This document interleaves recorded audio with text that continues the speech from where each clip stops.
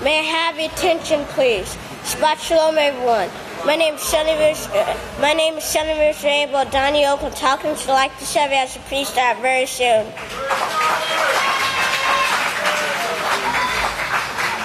It's now like to find the seats for Sabbath services. It's now starting to find the seats for Sabbath services.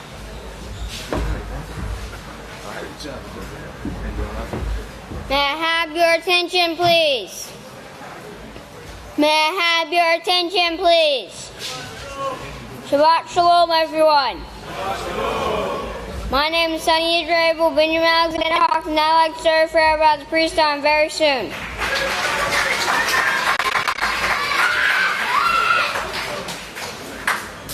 It's a privilege and honor to present to you the sons and daughters of Yisrayl now entering the sanctuary.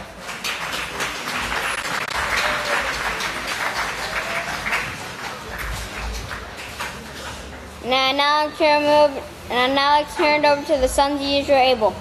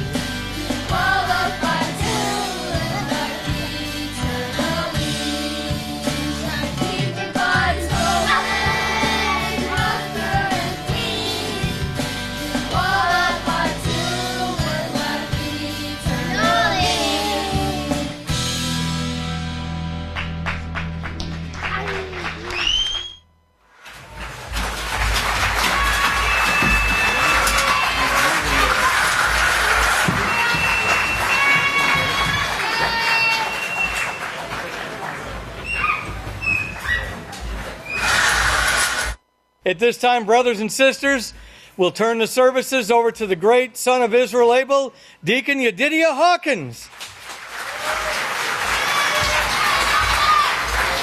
Shabbat Shalom, everyone. You may be seated. May the peace of Yahweh be with each and every one of you. Today I want to be talking about how for this generation, mankind has made a world too wicked to enjoy. And as we know, the 4,199 religions are so evil that they won't repent of their sins. And at this point, the question is, what will be the outcome of their action? What will be the outcome of their sins? And as we know, prophecy reveals that the answer before their activities come to pass in this evil, adulterous generation. Which brings me to my title. And my title is A World of the Wicked. A World of the Wicked. And sin is shown in your Bible and also, and better yet, in the book of Yahweh, to be the number one cause of plagues and wars between all nations. So with that, if y'all turn over to Isaiah 34, verse 16. If you can turn over to Isaiah 34, verse 16. And it's on page 551. And it says, "Search out the book of Yahweh and read. Not one of these will be neglected, for it is written, Yahweh is their shepherd, for his mouth has commanded it, and his spirit has gathered them." And the book of Yahweh was taken to Rome. Pastor told us that the book of Yahweh was taken to Rome by the Pharisees, Sadducees, Essenes, and Herodians, and by the heads of Yahaqob, the 12 tribes of Israel, and brought back to Egypt. They were brought out of Egypt by Moshe. And if you remember, Pastor also told us that after the Pharisees, Sadducees, Essenes, and Herodians destroyed Jerusalem in 70 AY and made their move back to Rome, they took back the original name Catholic. They took back the original name Catholic, which means that they worship all gods. And that's including even the host of heaven and the demons too. But as you'll see here shortly, they brought Satan worship to all the world. And if you remember, the Coptic Catholics were taking over the rulership of Israel in the days of the prophet Samuel. In fact, let's turn over to 1 Samuel.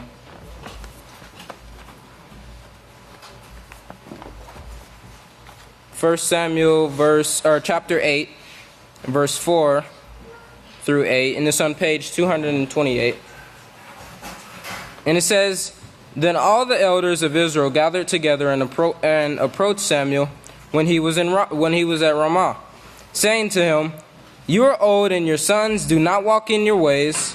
Appoint us a king to judge us, just like all the other nations.'" Notice that I mentioned how they spread their Satan worship, their God worship, their sin all over the world. But it says, "Appoint us a king to judge us, just like all the other nations." But these things displeased Samuel, especially when they said, "Give us a king to judge us." Then Samuel prayed to Yahweh. Yahweh answered Samuel and said, "Listen to the words the people speak to you, for they have not rejected you, they have rejected me, that I should not reign over them, just as they have done to me from the day I brought them out of Egypt to this very day. They are now doing to you. They are forsaking me in order to serve gods." Okay, and make sure you remember that in verse 8 it says, let's read that again.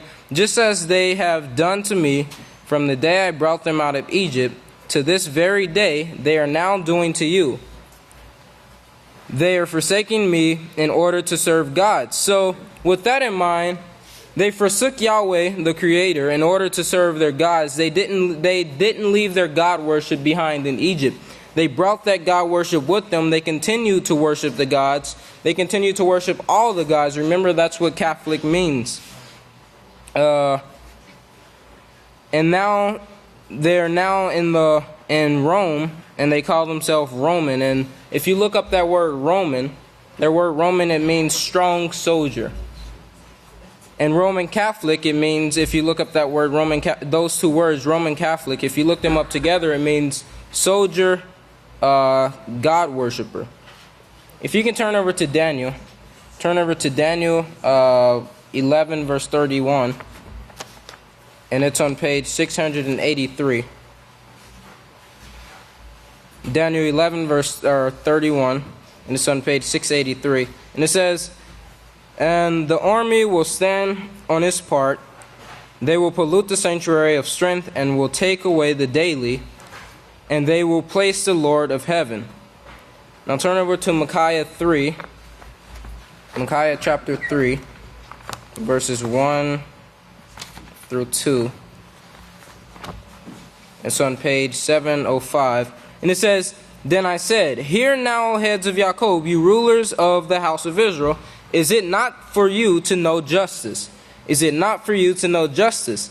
So that's a question there. And it says, "You who hate righteousness and love evil, who strip off the skin from my people and the meat from their bones, the house of Israel who abhor justice and pervert all equity, who built up Zion with blood and Jerusalem with iniquity.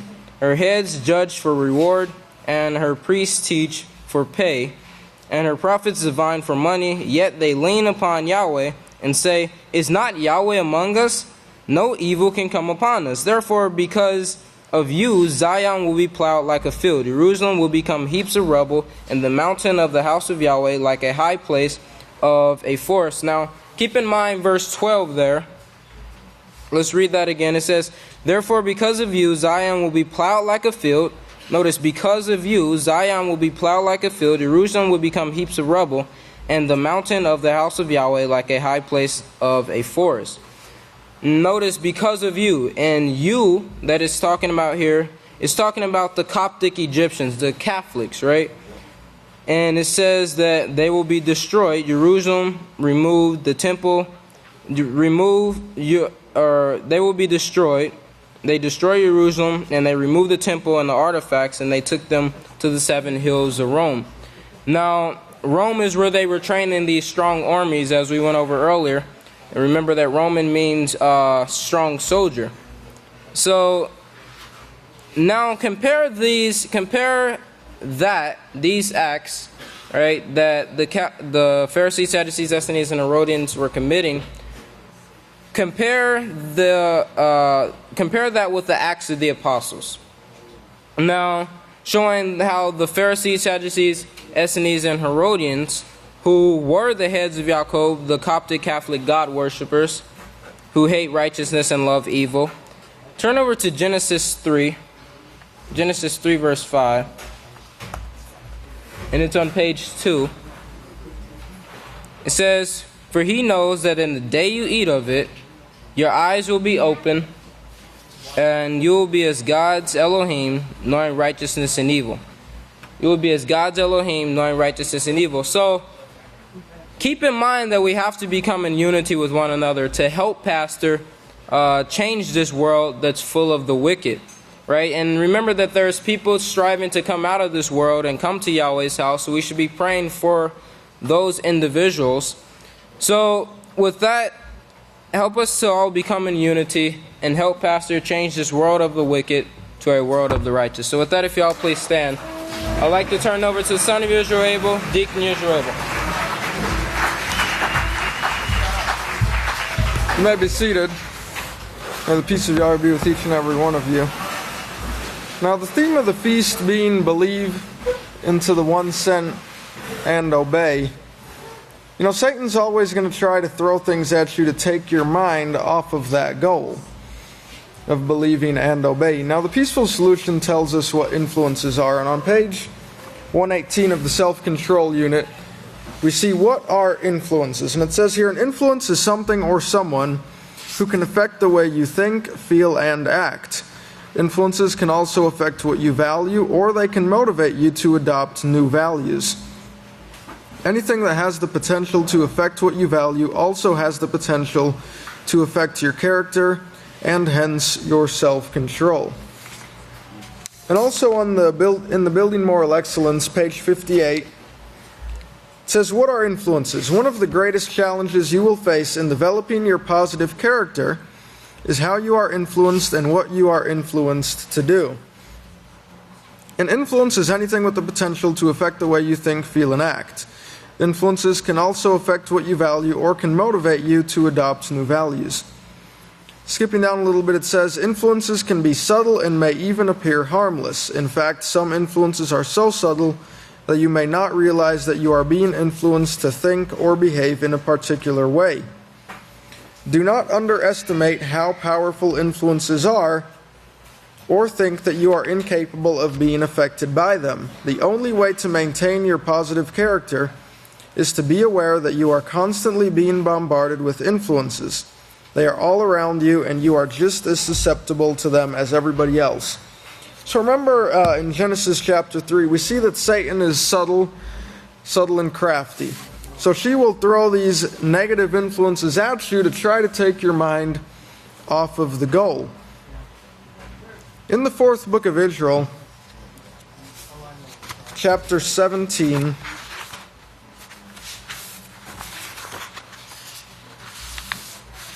and verse 37, Pastor says here, remember, she influences the mind the same as Yahweh, only Yahweh's spirit is stronger. Satan actually has rulership over the human mind until Yahweh's Holy Spirit enters it. It is only by Holy Spirit that we can get Satan's will out of us. I have brought this out before. I don't remember the name of the sermon. Verse 38 says, the scriptures are plain on this. Satan does this. She controls the mind unless we choose to serve Yahweh. Satan was controlling Cain, and he submitted to this control. That is the reason that he didn't want to obey Yahweh and bring the lamb in representation of Yeshua. So we can't submit to Satan's influence. Okay, that's one thing that we can't and we shouldn't do. In Romans chapter 8, you'll turn over there. Romans chapter 8.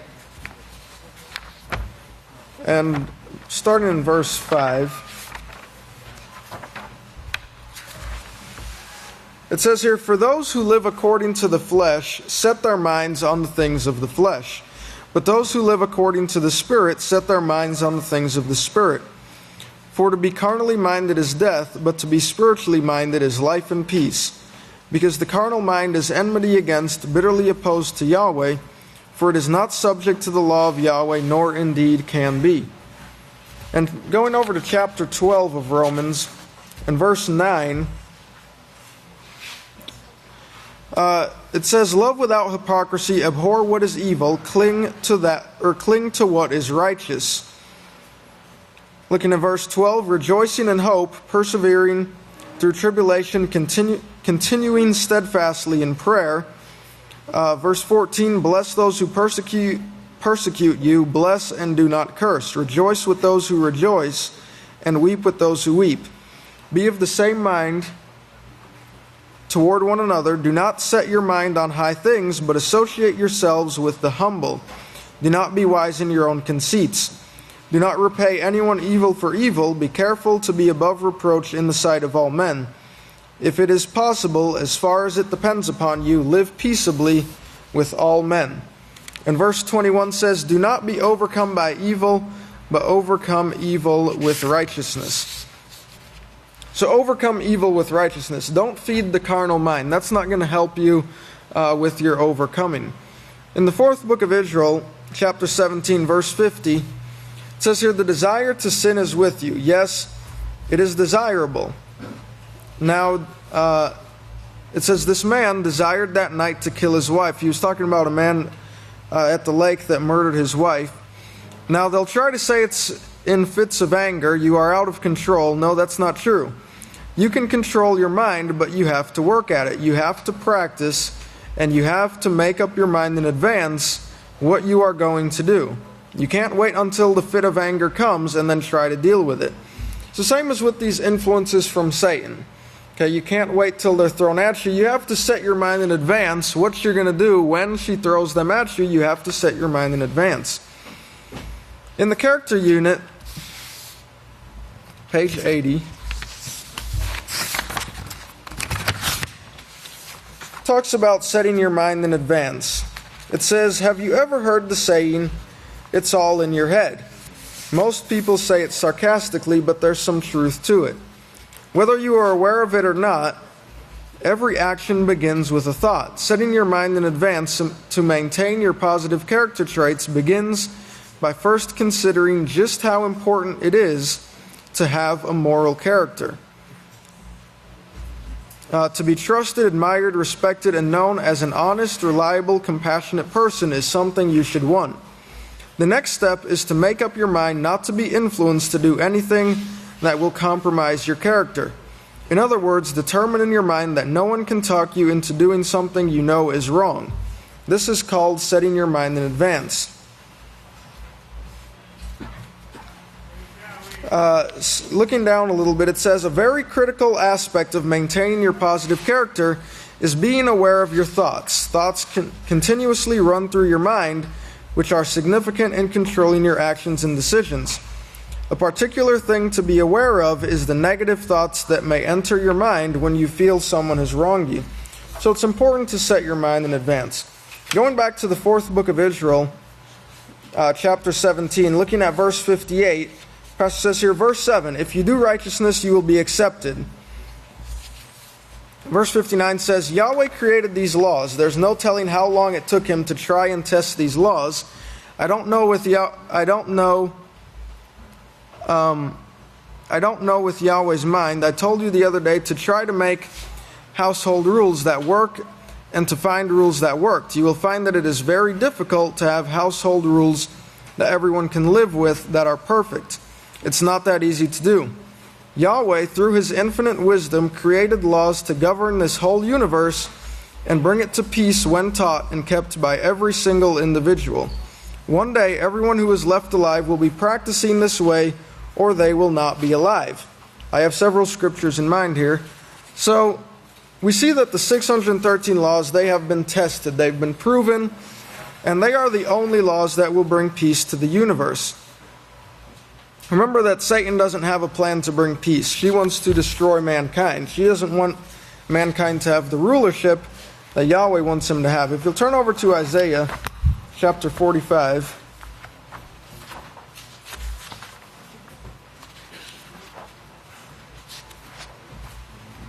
And starting in verse 21, it says here, speak out, bring your proofs near. Yes, let them take counsel together. Who has declared this from ancient time? Who has foretold it from that time? Have not I, Yahweh? And there is no source of power except me, a just Father and the Savior. There is none but me. Look to me and be saved, all the ends of the earth, for I am Yahweh, and there is no other source of power. I have vowed by myself, the word is gone out of my mouth in righteousness. So he brings this together again in righteousness. Remember what righteousness is. We have Deuteronomy 6:25, and will not return, that to me every knee will bow. And that is the reason that righteousness is taught, so that to Yahweh every knee will bow, every tongue will vow an oath, saying, surely in Yahweh is righteousness. In Yahweh is righteousness, that's where it comes from. And strength, to him will men come, and all who are incensed, angry against him, will be ashamed. So, in the 4th book of Israel, really quick, chapter 11, verse 13, Pastor says here, when you worship Yahweh, you want to do what he does and be like him. This is what you should want. That is what you should desire. And that is what you even should lust after. Have a great urgent lust to be like Yahweh. He gives you these great righteous laws. Verse 16 says, get this right here. If you don't, you're going to go out and you're going to slip up. You're going to let Satan entrap you in sin again. Unless you make up your mind ahead of time, notice it says to set your understanding and your will. That is your determination on things from on high, not on the things on the earth. So if Yahweh's way is truly where your heart is, then you wouldn't or you shouldn't let anything get in the way. Set your mind so that when an influence comes at you that you don't want, you can eliminate it. And with that, if you'll all please stand, I'll turn the services over to the great Kahan Benjamin. Shabbat Shalom, everyone. May the peace of Yahweh be with each and every one of you. You may be seated. Woo! Can I have my first slide? Remember, you're at the Feast of Tabernacles, right? And Leviticus 23:40 tells you, rejoice 7 days. Okay, and also on the last great day, okay? Remember, 1074, rejoice 7 days. You know, these numbers, they're no coincidence, okay? These are, by the way, the title of my sermon is going to be, Your Tag, Your Choice. Your tag, your choice, okay? And we'll talk about that 1074, but we'll also talk about another number, another tag you don't want, the 666 tag. Can we go to the first slide, please? The second slide. We're going to talk right now about the sign of Yisrayl, 1074, or also known as the sign of the end of the ages, 1074. Now I want you to remember the Sabbath day, this high Sabbath day, we should be taking notes. Because we're going to be learning about, we're taking this information as if it's nothing or it's insignificant, is going to tag you with another number that you don't want. So write these down. Now you can get this information also from the South Office later, if you don't get all the information right now, and you can watch it again as well. Can you go to the next slide? I'm going to talk to the newcomers here about Gematria, because Gematria, on the back of the new fan, there's a really great write-up here about Gematria and why the House of Yahweh uses it. And Pastor says it's a true fact that from Genesis to Revelation, all the prophets and apostles' writings were originally written in the Hebrew language. You see that? The original Hebrew, 1074? The original Hebrew. That's what the great Kohan Yehuda uses. The original Hebrew language. He says, in the beginning, Yahweh gave Adam the Hebrew language. Even after many years, he says, Abraham retained this language, which the 12 tribes were raised to speak. And notice, it's Abraham's language, 1074. Okay? It's Abraham's language. And Pastor says, when Yahweh created the Hebrew language, every Hebrew letter was coded along with a number. This numerical system was so perfect that no additional letter, word, or phrase, nor any other language like Greek or Latin could be added to the book of Yahweh. If so, that would throw off the numerical system code, which we call today Gematria. The only other language, listen to me now, the only other language that is able to work along with the Hebrew language and not throw off the Gematria is English. The English language was created in the last days when Yahweh's last days witness would be born in America, the Babylonish land not yet discovered. English was the language Yahweh prophesied would be used, would be the another tongue that his witness Yisrael Hawkins would speak to, preach, and teach his message in the last days. And also remember the stammering lips, the oki lips. That is why Yahweh inspired in the 1600s for the Bible to be translated in English, and that's why we're using English Gematria. And by the way, if you try to use any other, it won't work. You won't get these numbers. So it wasn't mankind who created Gematria, it was Yahweh. And you see also the original covenant. Remember, we're not teaching a new covenant here. We're teaching the original covenant that Yahweh made with mankind. 1074. Can we have the next slide? And remember, Pastor also says here that there's undeniable proof that Gematria is a work of Yahweh which he embedded into the book of Yahweh. You see that? Yahweh gave Gematria 1074. You see that? These numbers are undeniable. 1074. They're undeniable. Now you can deny them, but you'll have another tag. And I don't think anyone here wants that tag, right? Can I have my next slide? Now I use Gematrinator.com for the Gematria, and I want to talk a little bit about it. Why do we use the English Gematria, and what are the different types? Can I have my next slide? We use what's called simple. We use English. We use Jewish. Those are the three Gematrias that we use. They're all English Gematrias, with an exception of Jewish. But simple, if you notice, all three of those come up to 444 in Gematria. Now, isn't that a coincidence? And notice the word Gematria comes up to 444. Well, why is this? Well, first of all, remember the prophet said, in the mouth of 2 or 3 witnesses, everything must be established. So you see that all three of these Gematrias have the same number. Okay, that's number one. English, simple Gematria is very simple. A is 1, B is 2, C is 3, D is 4, etc., all the way up through Z.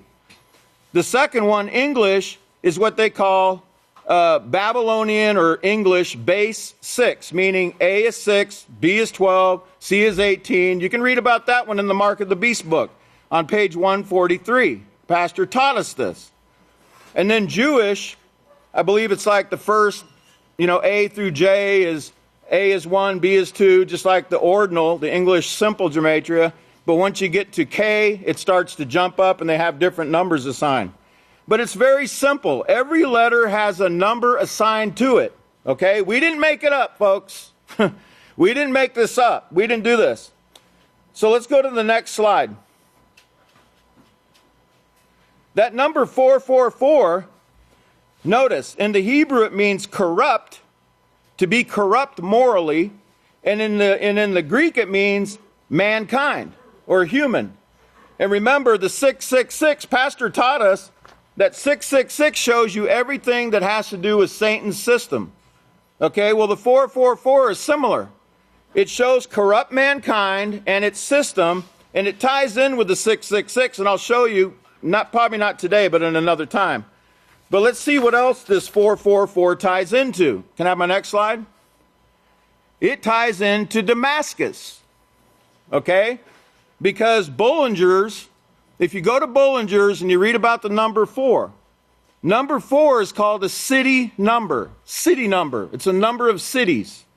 And Damascus is known as one of the oldest cities on the face of the earth. And it was part of the Babylonian Empire. Okay? Back in Genesis chapter 10. And remember, Yahweh says he's going to take them beyond Babylon, or beyond Damascus, in Moshe 5:27. Damascus, in Hebrew Gematria, has a value of 444. So you see the 444 tied into, or Damascus tied into this as well. Because remember, all these prophecies rest on what? What does it rest on? That's right. See, your teacher has taught you well, right? Okay, let's go to the next one, because some people ask me, well, why don't we use satanic Gematria?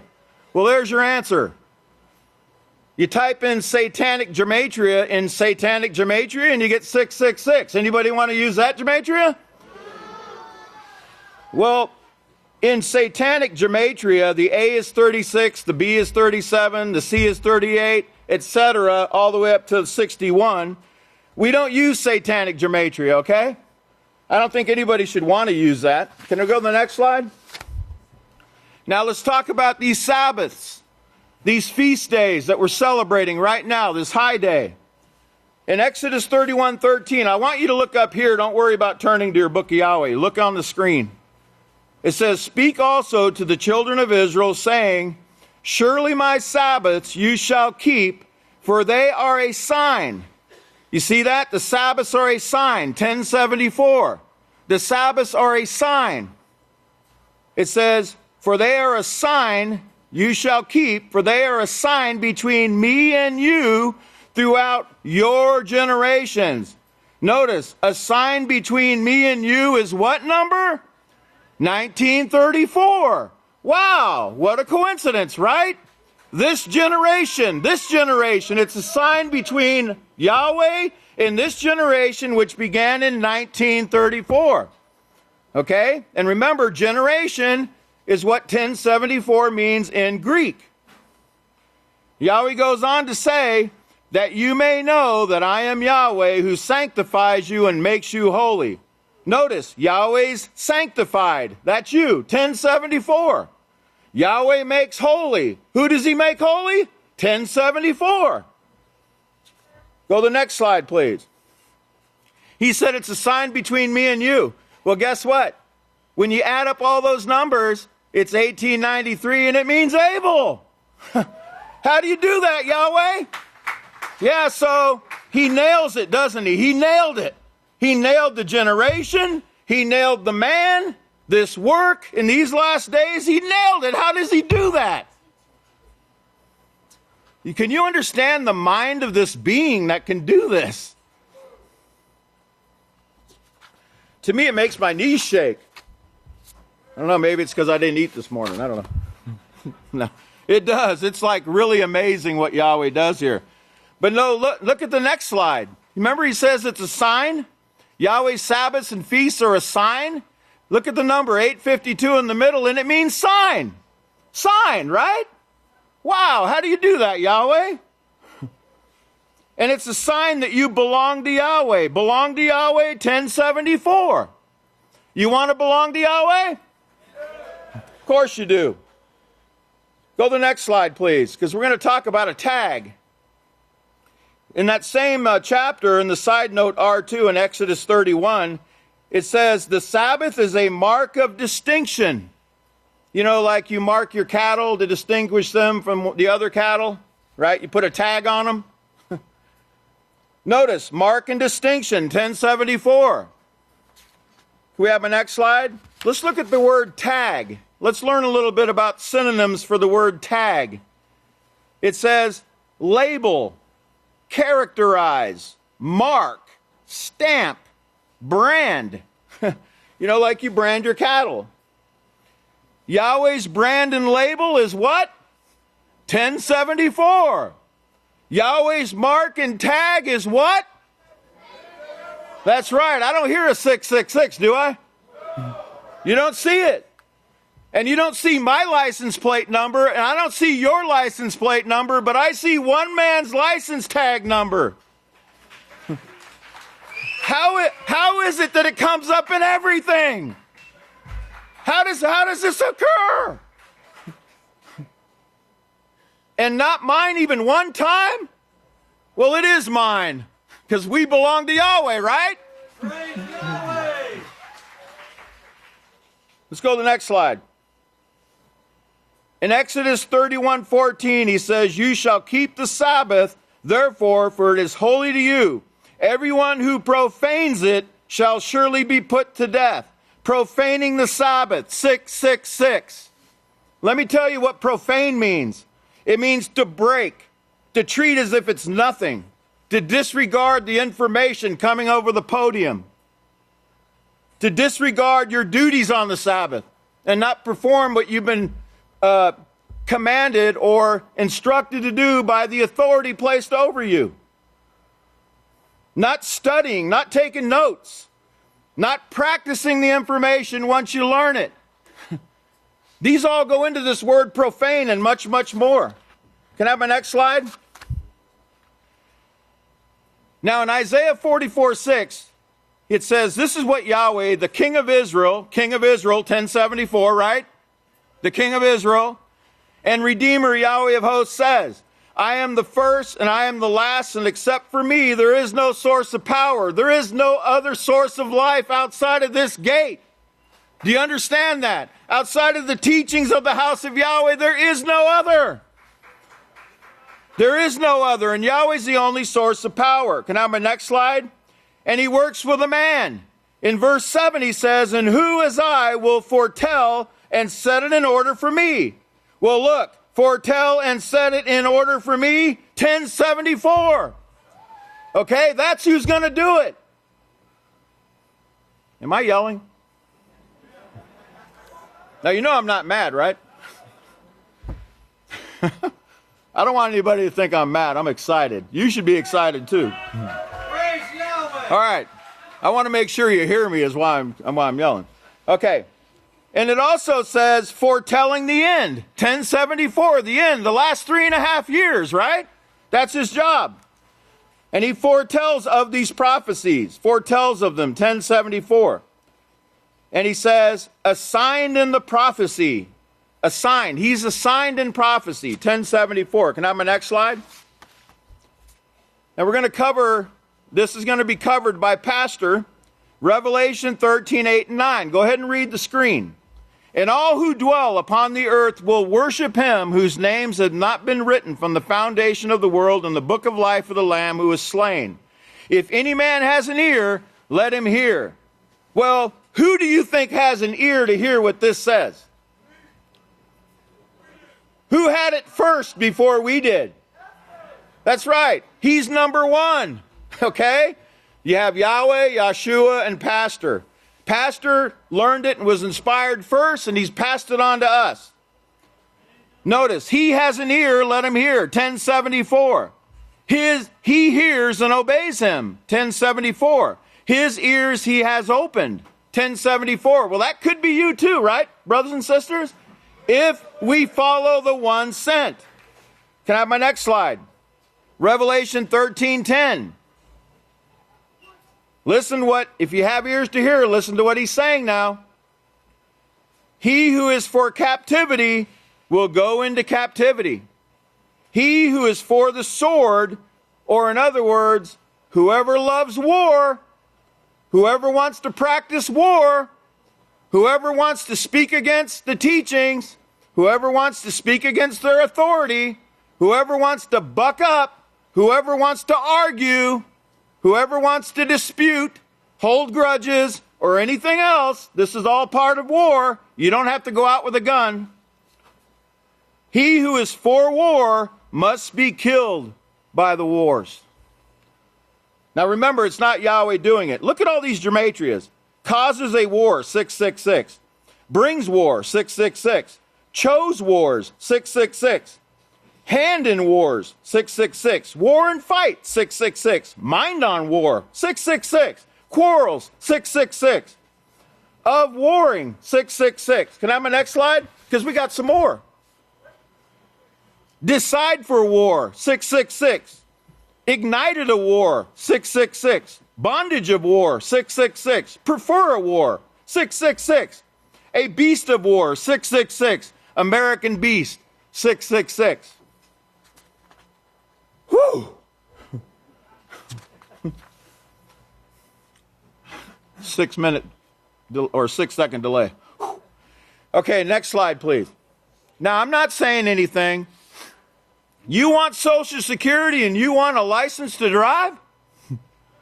There you go. There's your Social Security, 1074. He is your security. I'm not saying you don't need a driver's license, okay? I'm saying if you want a license to drive in this vehicle, the 1074 van, you have a license. It's called 1074. It's got a 1074 written on it. Can I have my next slide? Now, Revelation 13:10 says, herein is the patience and the faith of the saints tested. In other words, are you ready for the finals? The Oslo calls it the final status. We're calling it final test, final testing, final exam. Are you ready?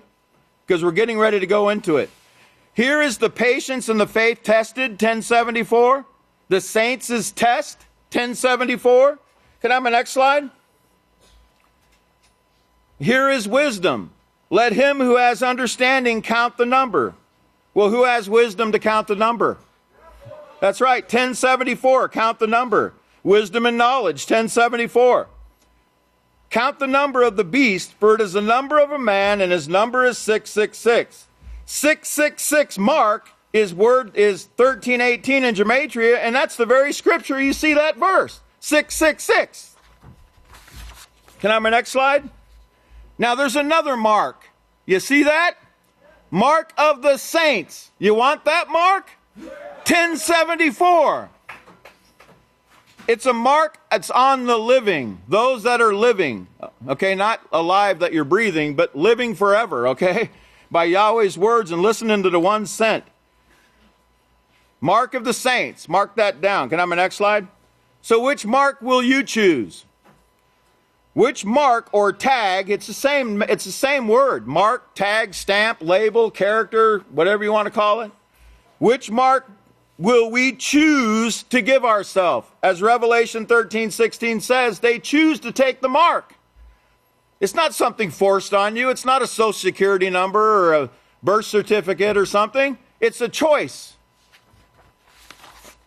Last slide. If you want to get this fan right here, here's where you go. The South offices, 1074. Both South offices, 777. And but remember, Yahweh tagged us all, right? 1074. I want to be part of the tag. Do you?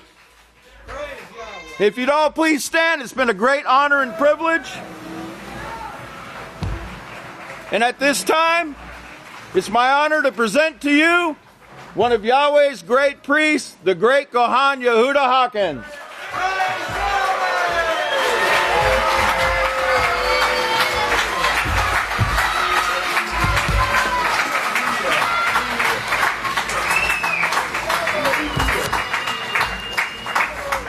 Shalom, everyone. Please be seated.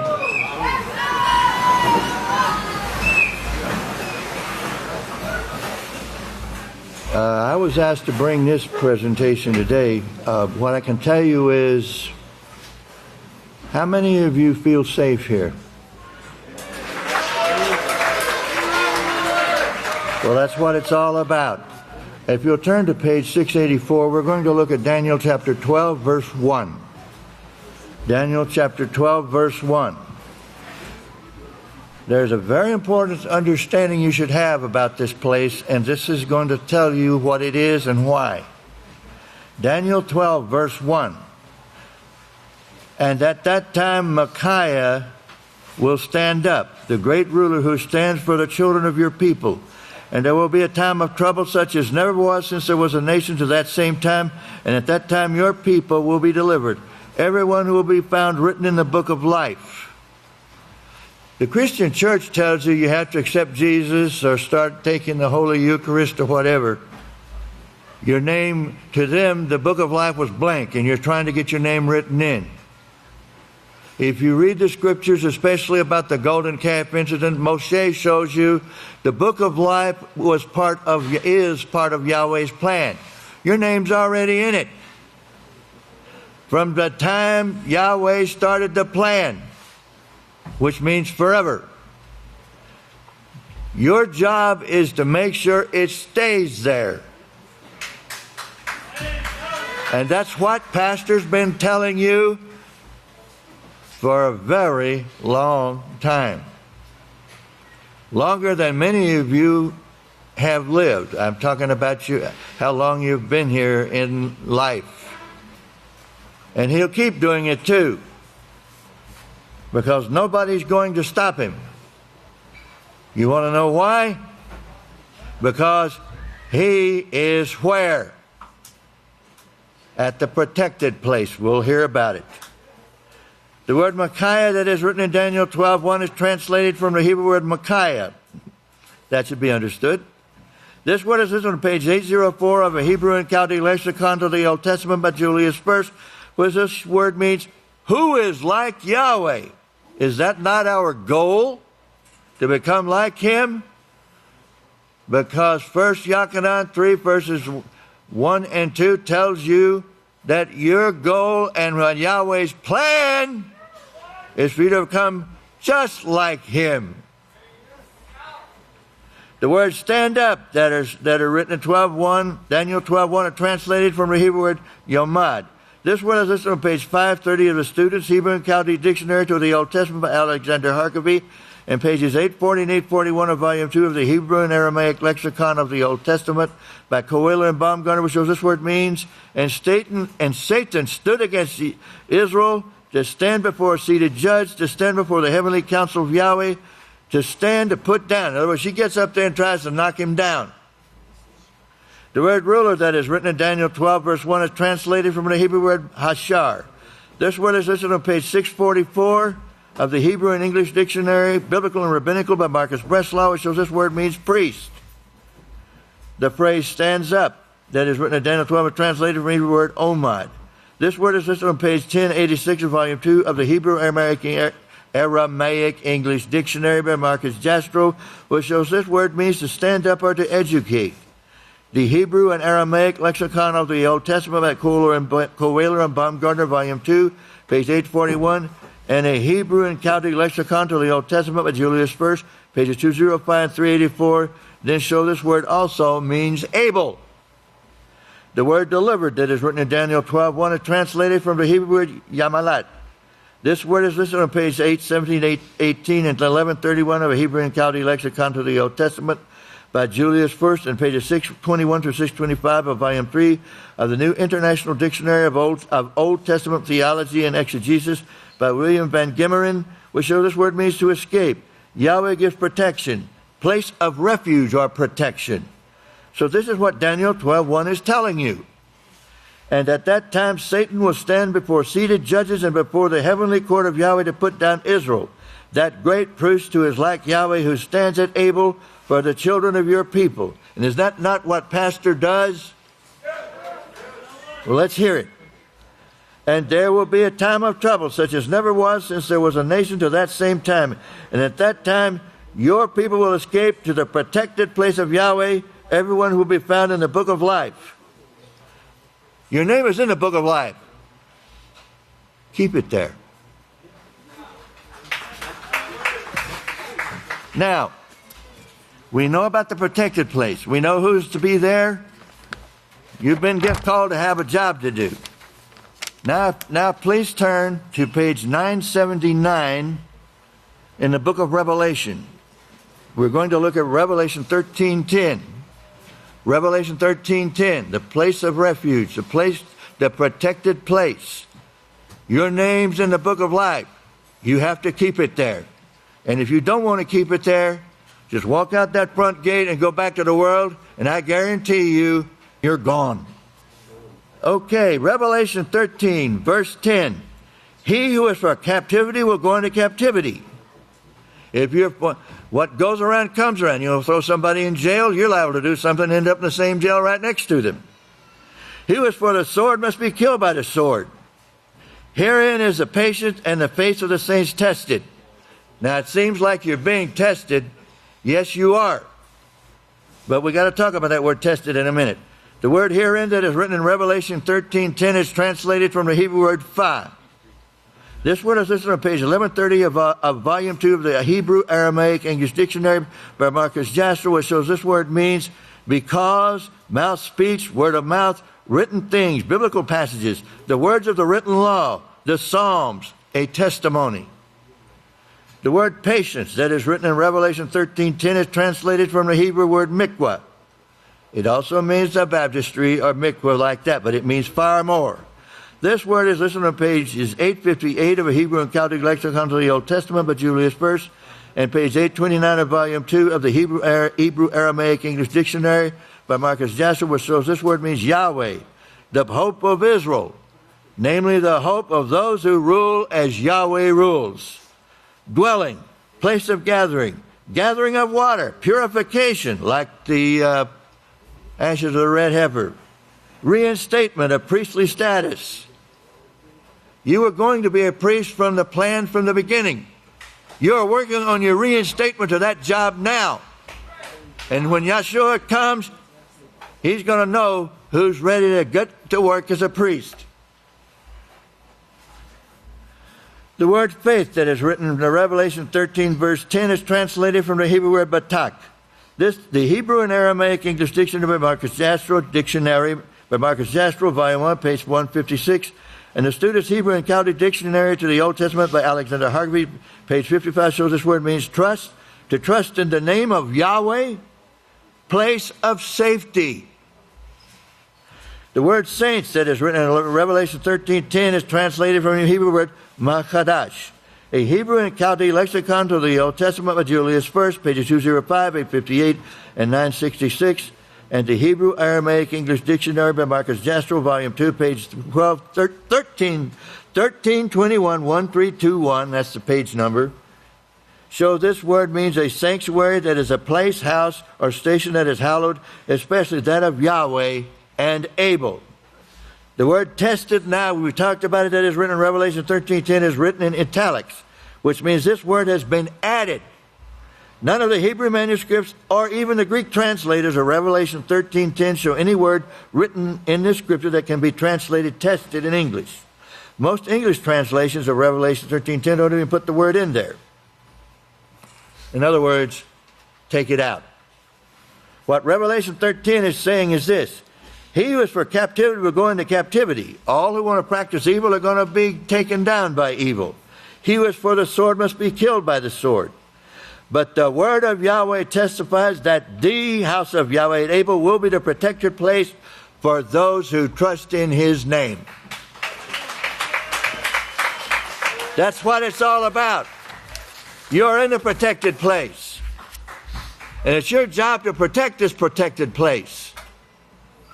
Every one of us must work to start loving our neighbors better as ourselves, willing to be a servant rather than a supervisor. May Yahweh bless all our understanding on this, and that we start to be willing to be part of the protected place. Stand up for the house of Yahweh. Stand up for pastor. Stand up for the priests who bring the message to you. And be the place of safety. You can be the place of safety because this is just a building. You are the house of Yahweh. You are the place of safety. If you're not here, there is no hope. May Yahweh bless your understanding. And I turn the services back. Oh, wait a minute. Kohan, the great Kohan Ilya Hawkins. I almost said song leader. Oh, I can't sing. Sorry, Kohan. Shabbat Shalom, everyone. You may be seated. May the peace of Yahweh be with each and every one of you. Now, we're in great times in these last days. We see things being talked about that Pastor's been bringing since 1976 as he wrote about something called the 7-year covenant, or a 7-year treaty spoken of by Daniel. And you know, when speaking with people overseas, many people say right now, I really think that Yisrael Hawkins is right about Damascus. I think he may be right about the peace treaty, but I want to see it first. That's what they say they want to see. So here's my challenge to you. If someone comes up to you, Pastor says that he wrote about it. If someone hands you this book, you should be able to turn open and show where he said about it. Right? We should be. If you can't, if you don't know where it's at, get with a Kahan, a head judge, a judge. Have them show you where it talks about it. If you don't know, please see it for yourself. Don't just take, well, they said it across the podium. Be like the Bereans, as Pastor said. Study to show yourself approved. We must all show ourselves to be workmen worthy of the hire that we have. And while services is going on, of course, President Trump is speaking at the UN. And we'll get to a part of that in a second. But starting off in the Middle East, in and around the great river Euphrates, in that fourth part of the earth, remember, hurt not the oil and the wine. And Pastor said, when they removed Muammar Gaddafi, it was for his oil. That's what it was for. And if you remember, he was trying to generate a new way of paying for oil.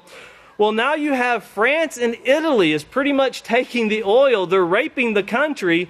Italy is pumping out 320,000 barrels a day. They're making $25 million a day from Libyan oil.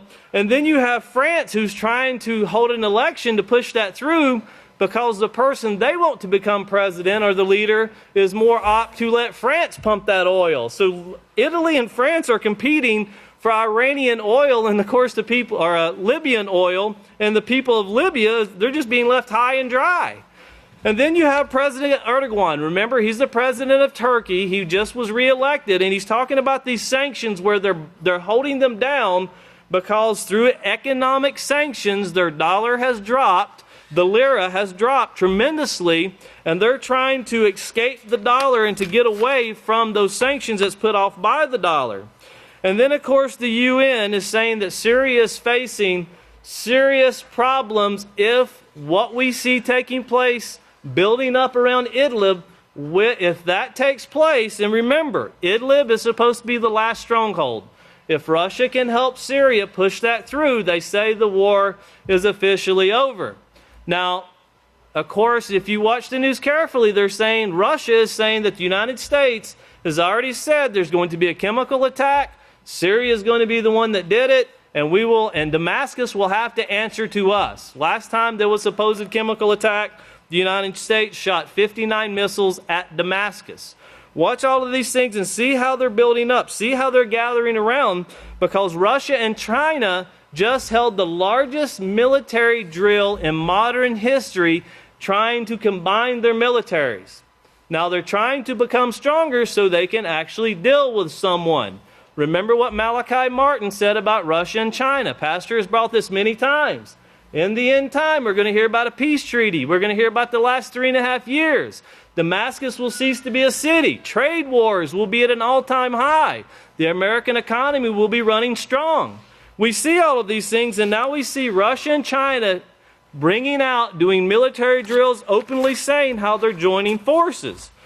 Now, in this last part, I want to show you very quickly, just so you have this in your mind, Ehud Olmert, he used to be the prime minister. If you remember, he was arrested. He was arrested and charged with bribery. He was charged with bribery, that he was taking bribes. He still says that he was innocent. But notice it says, former Israeli Prime Minister Ehud Olmert met Friday evening with Palestinian Authority Mahmoud Abbas in Paris, saying the PA leader was the only one who could help reach a two-state solution to the Israeli-Palestinian conflict. He also says the former Israeli leader, who was released from prison July 2017 after serving 16 months behind bars for bribery, said there is no alternative to a two-state solution, and stressed he believes achieving such an outcome is still possible. He also goes on to say that Olmert said he considered the Palestinian chief a friend and insisted that had his term not been shortened by the criminal charges against him, charges which he continues to deny that he was guilty of, peace would have been achieved long time ago. So notice, man is not in control of this. If they had it their way, they would have seen this through already. Yahweh is the one in full control. Now he goes on to say that I'm sure that, as President Abbas said, had I been able to continue my tenure in office for 2 to 3 to 4 more months, then there would have been peace. Now this is finishing up. It says Abbas added that the Palestinians are prepared to participate in any secret or publicly known peace negotiations on the conditions that the Middle East Quartet and other states mediate them.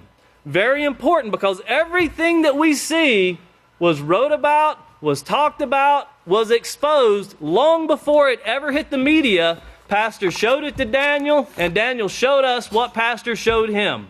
And at this time, if we could please go ahead and start playing the news. Pay close attention. What you're about to see is Bible prophecy being fulfilled.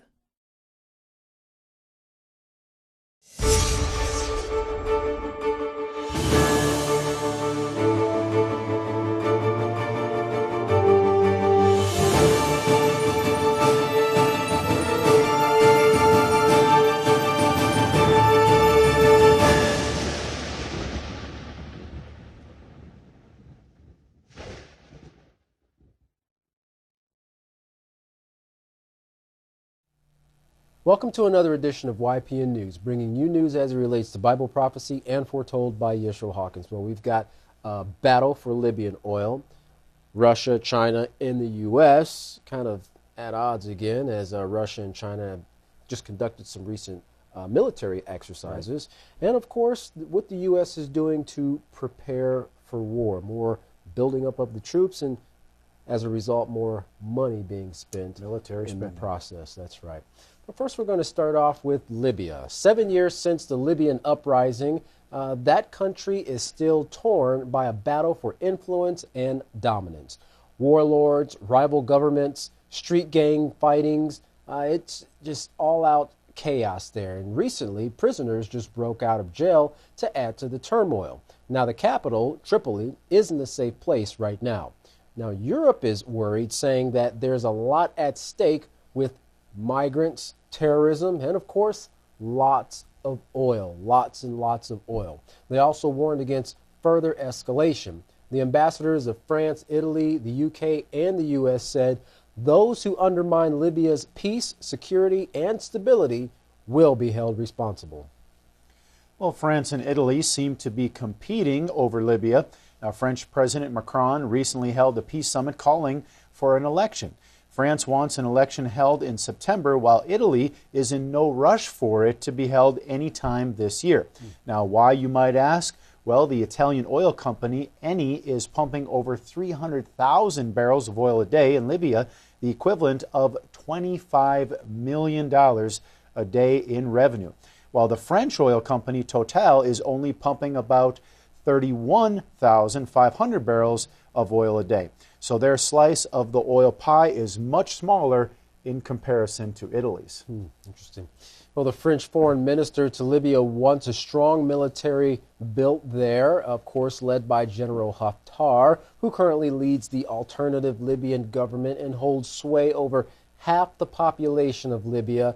He also has an army in place and controls a large amount of oil reserves. But since he isn't recognized internationally, he technically can't sell that oil, and that's why the French can't drill there unless he wins the election, which is why they're really pushing for an election there in Libya. Which, of course, they're pushing for this, and they're hoping that as a result of this election, that it'll kind of push the Italian oil company Eni out of that oil market in Libya. Well, oddly enough, Catan, Italy and French were the loudest people there in the room calling for the overthrow of Gaddafi. Now, that reason there became more apparent as they vie for their share of oil. Yeah, it wasn't particularly the man, but what was underneath the ground there. What it was about. That's sad. Well, Turkish President Erdogan is blaming the United States for an economic attack against its country. He said that Turkey would see the results of the Turkish bank's independence after a large interest rate increase. He also called on Turks to convert their savings into lira and encouraged them to not give up on production and investment. The Turkish Central Bank raised rates by 6.25% to fight soaring inflation and boost the lira, which plunged over 40% after sanctions imposed by the United States on Turkey over a detained American pastor. Well, the Syrian war has displaced millions of people, but since January and July of this year, over 1 million men, women, and children in 6 major battles area-wide have been forced out of their homes. Now, the current offensive in Idlib could trigger a massive exodus. Paulo Pinheiro, the UN Inquiry Commission chairperson on Syria, said to a panel that there's nothing wrong with fighting against terrorists, but something has to be done to protect the rights of 3 million people and 1 million children. Hani Magali of the same commission said that if Idlib goes the same way as we've seen in other places, then it's a complete failure on the international system. The UN Commission blames all sides of the conflict for violations. The Commission hopes to bring to justice those responsible for violations against human rights when the fighting is over. Now, fears of an imminent assault in Idlib has the UN worrying about an even larger humanitarian crisis. And of course, the whole focus now is Idlib because that's the stronghold after the militants were ousted out of those other areas. They kind of took up residence there in Idlib, and now the whole target of the forces and the fighting is there. And so now they're kind of wondering, how bad this is going to be, but they're expecting it to be pretty bad. Well, we're now going to go to our field correspondent, Larry McGee, who has been covering the largest Russian military exercise to date. Over 300,000 Russian forces are gathered there for these war games, but also they have someone joining them that is not too familiar in their war games, but that is China, who sent a certain number of troops over there. Larry, what can you tell us about Russia's largest military exercise and China joining them? The largest competitors to American hegemony combined forces in another show of strength this week, conducting a joint military drill that was purportedly designed to test the combat readiness of troops in adverse environments. The conjoined maneuvers between China and Russia are reportedly being conducted in eastern Russia, close to the Chinese border, with Mongolia reportedly participating as well. The exercise is said to be one of the largest in Russia's recent history, and it comes at a time of heightened tensions between Moscow and NATO. Team West, or the U.S. and its allies, are reported to be paying close attention. Meanwhile, Beijing is attending to itself, battening down and attempting to tighten any loose screws. Here's a video showing the intensity of naval developments in China. Sailing in the South China Sea, more than 50 warships from the PLA Navy have been conducting one of its largest military drills. The multi-program sessions include the aircraft carrier Liaoning, with warships and fighters from the North, East, and South Sea fleets. The blue water training is now routine.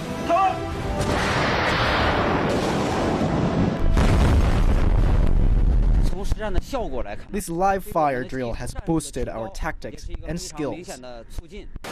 This is a new test in combat capabilities for the Liaoning. Many say it's a higher level for the PLA naval transformation.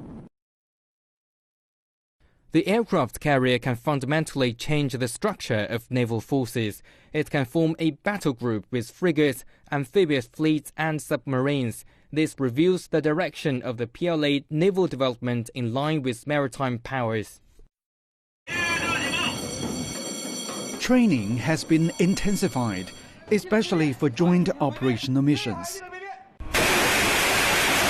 Military expert Yin Xiaoyang says unlike many other navies that focus on enhancing their multiple roles like anti-terrorism and ballistic missile interception, the Chinese Navy focuses on winning a maritime conflict.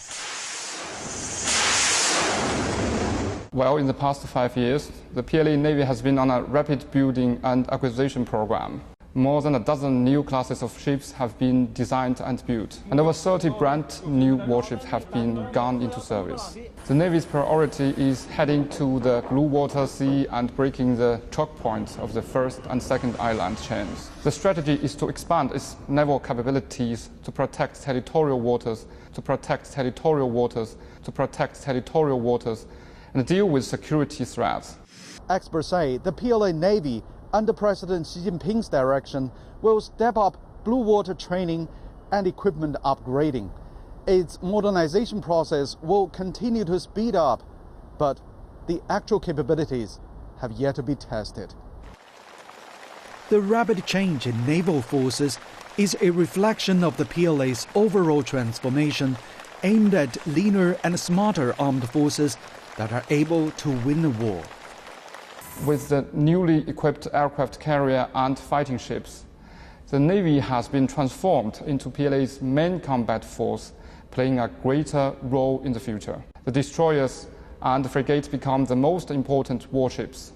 For instance, the destroyers are equipped with long-range air defense missiles in vertical launching system and active-phased digital array radar for searching and targeting. Most Chinese believe the growing number of advanced warships are a symbol of a stronger navy, and the hopes of becoming a major maritime power are setting sail. Every war has its political front, and amid efforts to strengthen itself militarily, Russia is also voicing concern over what many believe is an effort on behalf of the U.S. to prepare the public for another strike against Syria. There is a strong belief among America's opponents that the U.S., through propaganda, is setting the stage for a false flag chemical attack that will create a facade of legitimacy for the U.S. and its cronies to launch another attack against the administration of President Assad. For IPN News, I'm Larry McGee. Tom Jeff, back to you. Well, it's got to definitely have the United States at the edge of its seat with China and Russia joining forces, and of course, with all the reports about the false flags of the Syrian chemical attacks. Right. You know, really, with the international community, I wonder how a lot of people are looking at the U.S., but at the same time, the U.S. has its eyes on war. So it's got to create a lot of tension in an international community, not only for the leaders, but also for the citizens who usually end up getting the brunt of all of the actions of the leaders. Right, and especially when you see China and Russia teaming up, both very strong militarily, right. That would be a very tough fight for the U.S. No doubt, no doubt.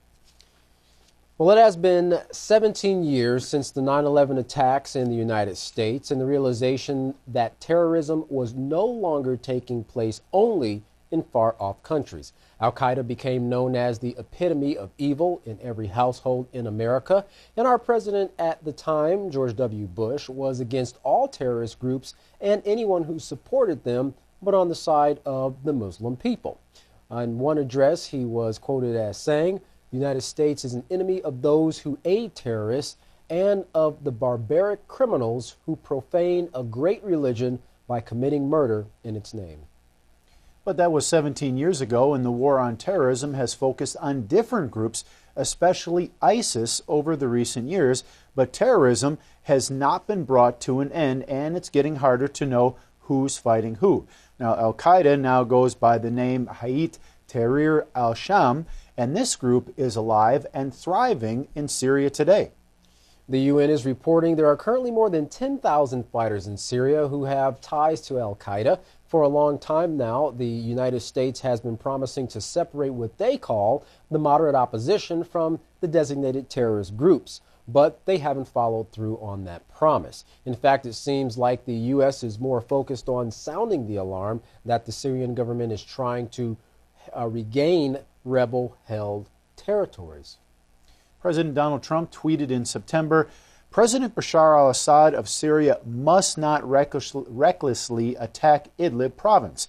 However, the U.S. government did not stop there. The U.S. ambassador to the UN, Nikki Haley, said, if there are chemical weapons that are used, we know who's going to use them, implying that only the Assad government would do such a thing. Interesting. National Security Advisor John Bolton rejects the idea that anybody but the Syrian government might use chemical weapons when the government of Russia and others said that the U.S. was giving the authorization for al-Qaeda to use chemical weapons and try and pin it on the government of Syria. Mr. Bolton said that was one of the most outrageous claims he could think of. Well, the UN Special Envoy disagrees with the U.S.'s position and said the terrorists are very capable of conducting chemical attacks. Stefan de Mistura made this statement. The government, on one hand, and al-Nusra, which is an organization declared terrorist by this council, are having the capability to produce weaponized chlorine. Now, senior analyst Alessandro Bruno told RT News, it quickly stopped being a war about democracy. There is no distinction, and I think the United States knows this. It didn't matter to the United States who won so long as Assad lost. The Americans are looking for a way to stop the Syrian and Russian advance on Idlib and prevent this conflict from being over. The Syrian government will be responsible for chemical attacks regardless of who does them. Well, this change in U.S. foreign policy is not new. In the 1980s, Osama bin Laden was called a freedom fighter when he was battling against the Democratic Republic of Afghanistan. The CIA gave him guns and the U.S. media praised him.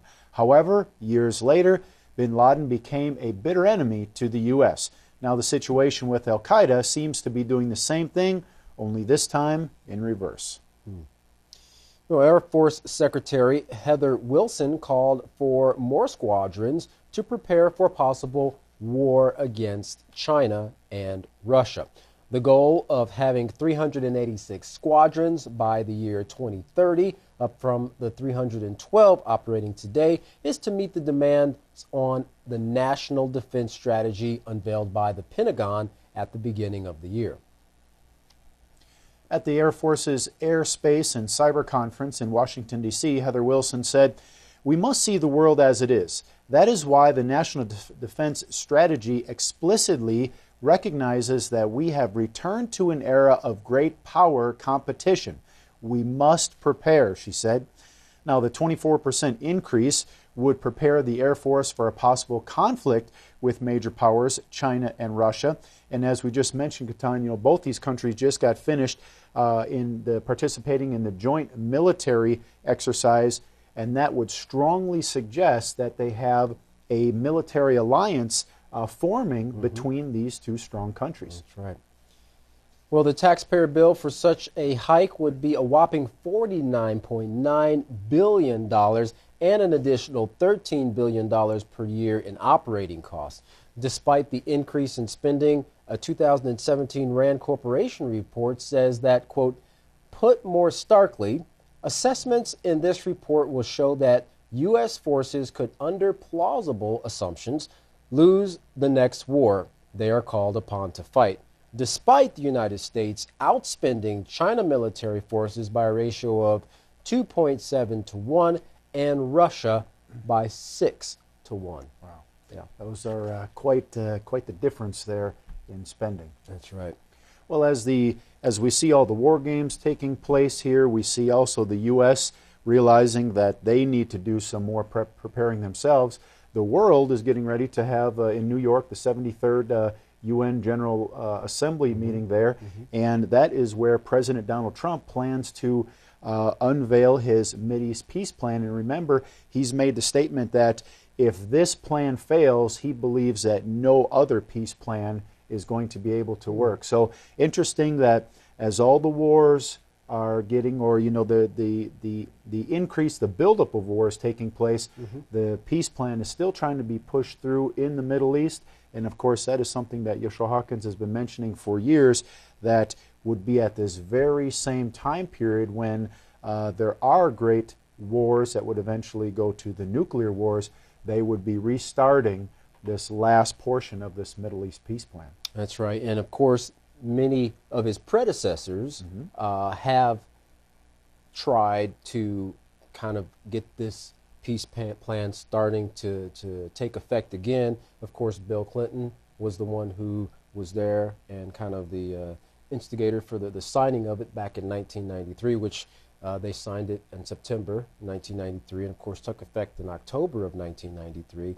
But in the process of that, since 1993 all the way up to the election of President Trump, it's just been a lot of back and forth talks and negotiating over the table. Interestingly enough, one of the things that were kind of hotly contested that Trump seemed to really just grab the bull by the horns was moving the U.S. Embassy from Tel Aviv to Jerusalem, as well as recognizing Jerusalem as the capital of Israel. Right, and that being shut down for 21 years, and as you mentioned, a lot of people have tried over the years to, or attempted to get it restarted without success. So be very interesting to see if Donald Trump here, President Donald Trump, is able to make things work. That's right.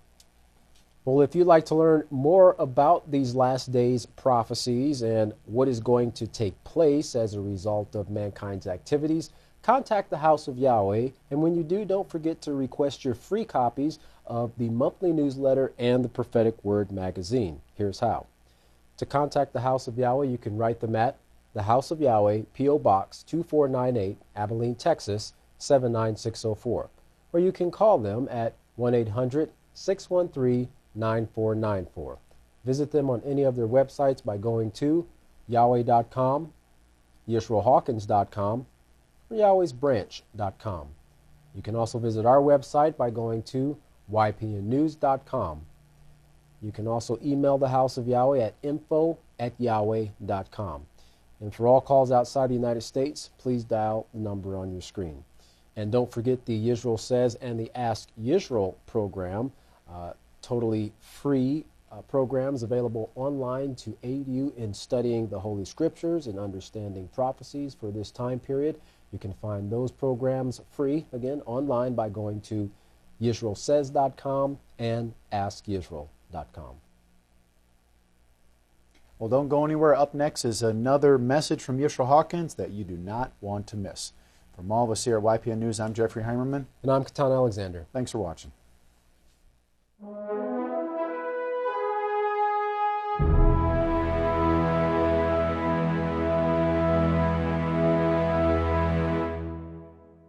At this time, if everyone would please stand, would like to introduce the greatest teacher in the world, the great Kahan Yisrael Abel Hawkins.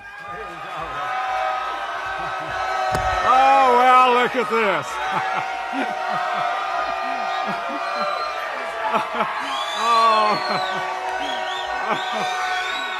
Oh, that is beautiful. We need a camera up here. See if we can get us a camera up here and get a picture of this. Have we got it? Have we got it? Yeah, come on out here. Come on. Come on. Come on. Come on. Come on. Come on. Come on.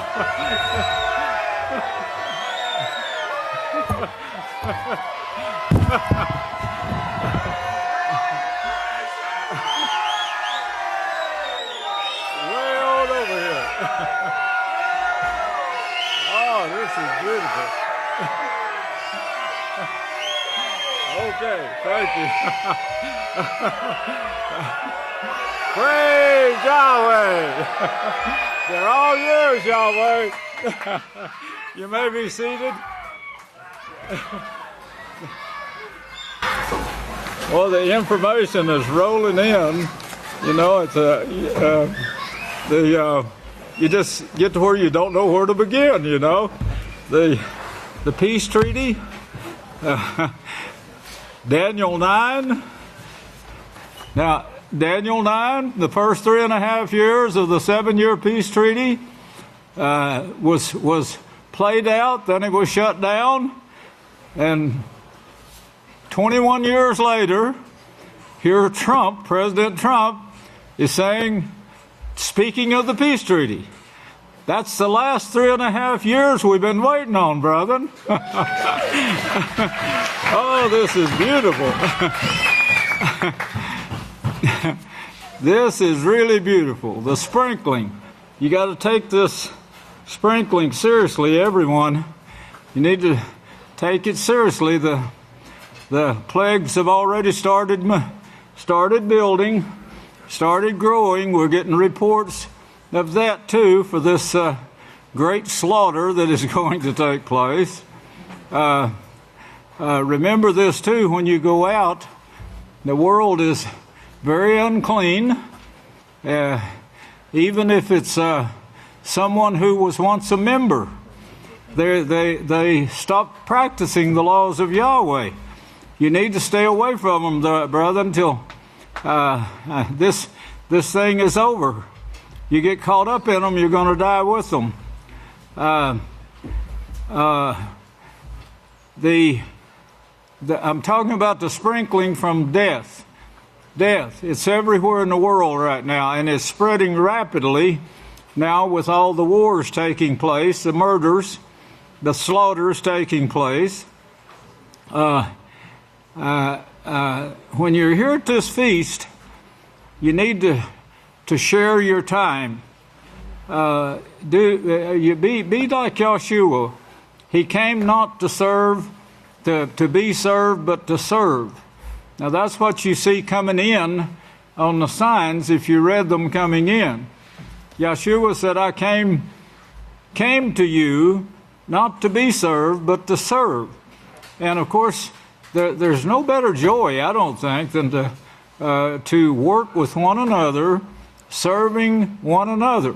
All you got to do is share a little bit of your time and spend it in helping to prepare food, set up tables, clean commodes. I used to do that. I've told you about it. And I enjoyed every minute of it. I think I did. I don't remember anything that I hated about any of the work that I did in college, and taking care of the commodes and cafeteria, learning to run the press, learning to set press with an old-fashioned printer. That printer was big as a steam engine on a train. Ours is much less.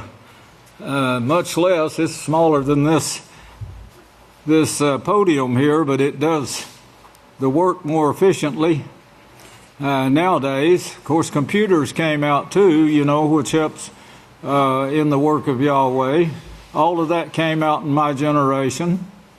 The peace plan, this peace plan, it was foretold, of course, in chapter 9 of Daniel.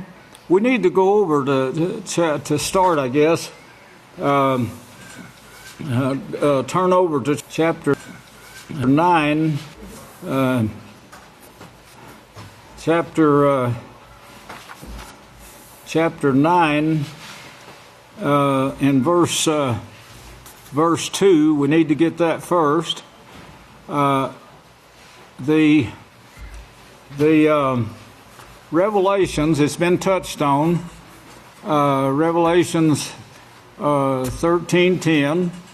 The great Yahudah just gave some information on it. You need to write it down, remember. Also, he covered Daniel 12. I think he did, 12:1. So keep that in mind. All of this from Revelations, herein. You got to remember that herein. and we'll get to that in just a little bit, but this puts you in a position, a time period, and a combination of scriptures that's written here a little and there a little, and combined they show this massive mess that's building up to the great slaughter.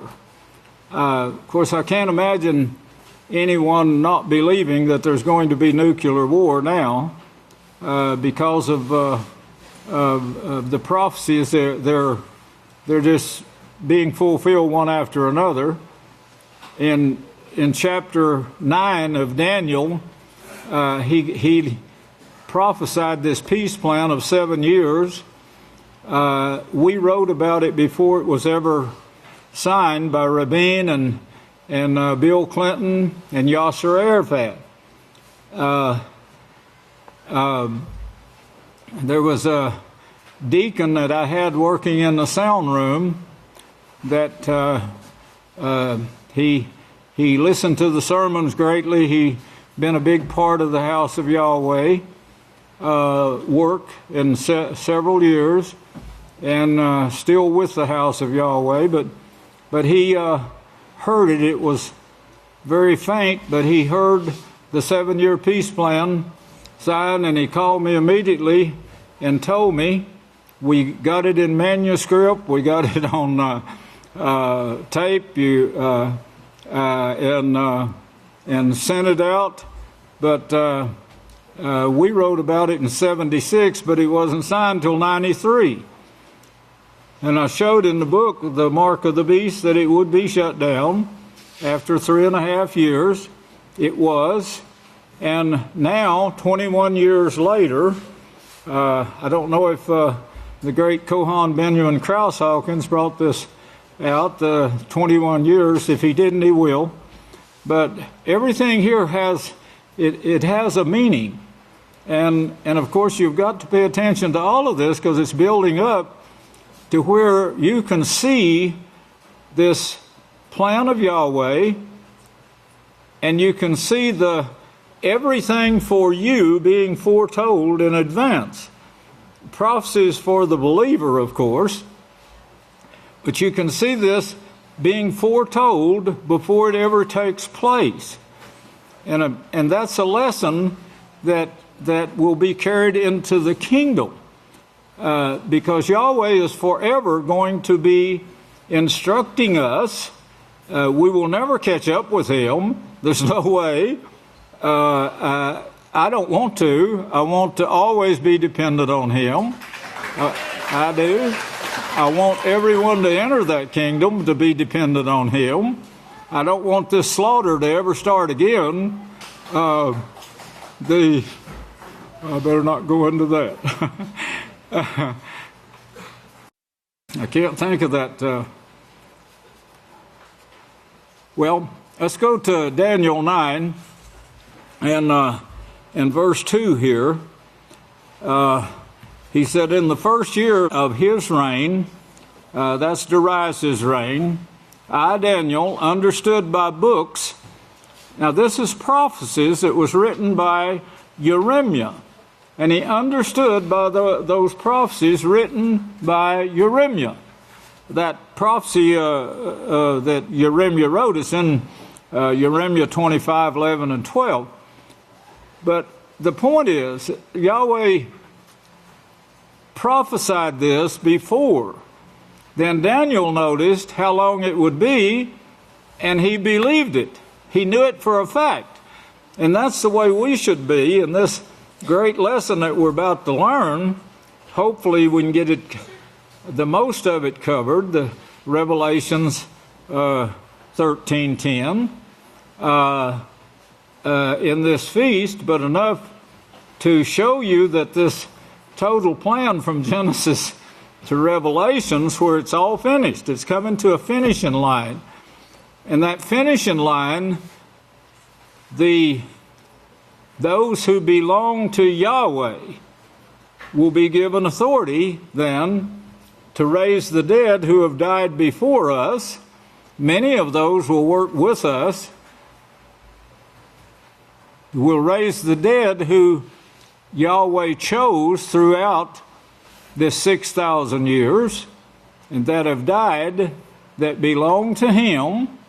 The rest of the dead will not be resurrected till 1,000 years later. Then they'll be given 100 years of trial. And it shows that even some of them will be deceived and be burned.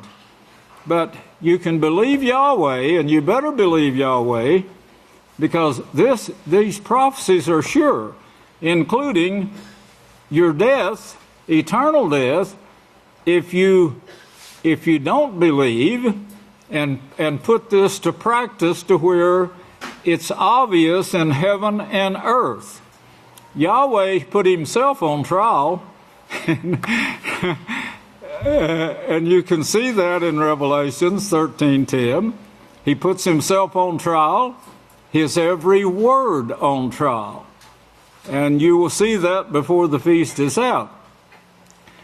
You see that in Daniel 9, that he learned by books. He learned by the prophecy that Jeremiah wrote. So he knew for a fact, right then and there, with Jeremiah's writing, that this was going to be just like Jeremiah said.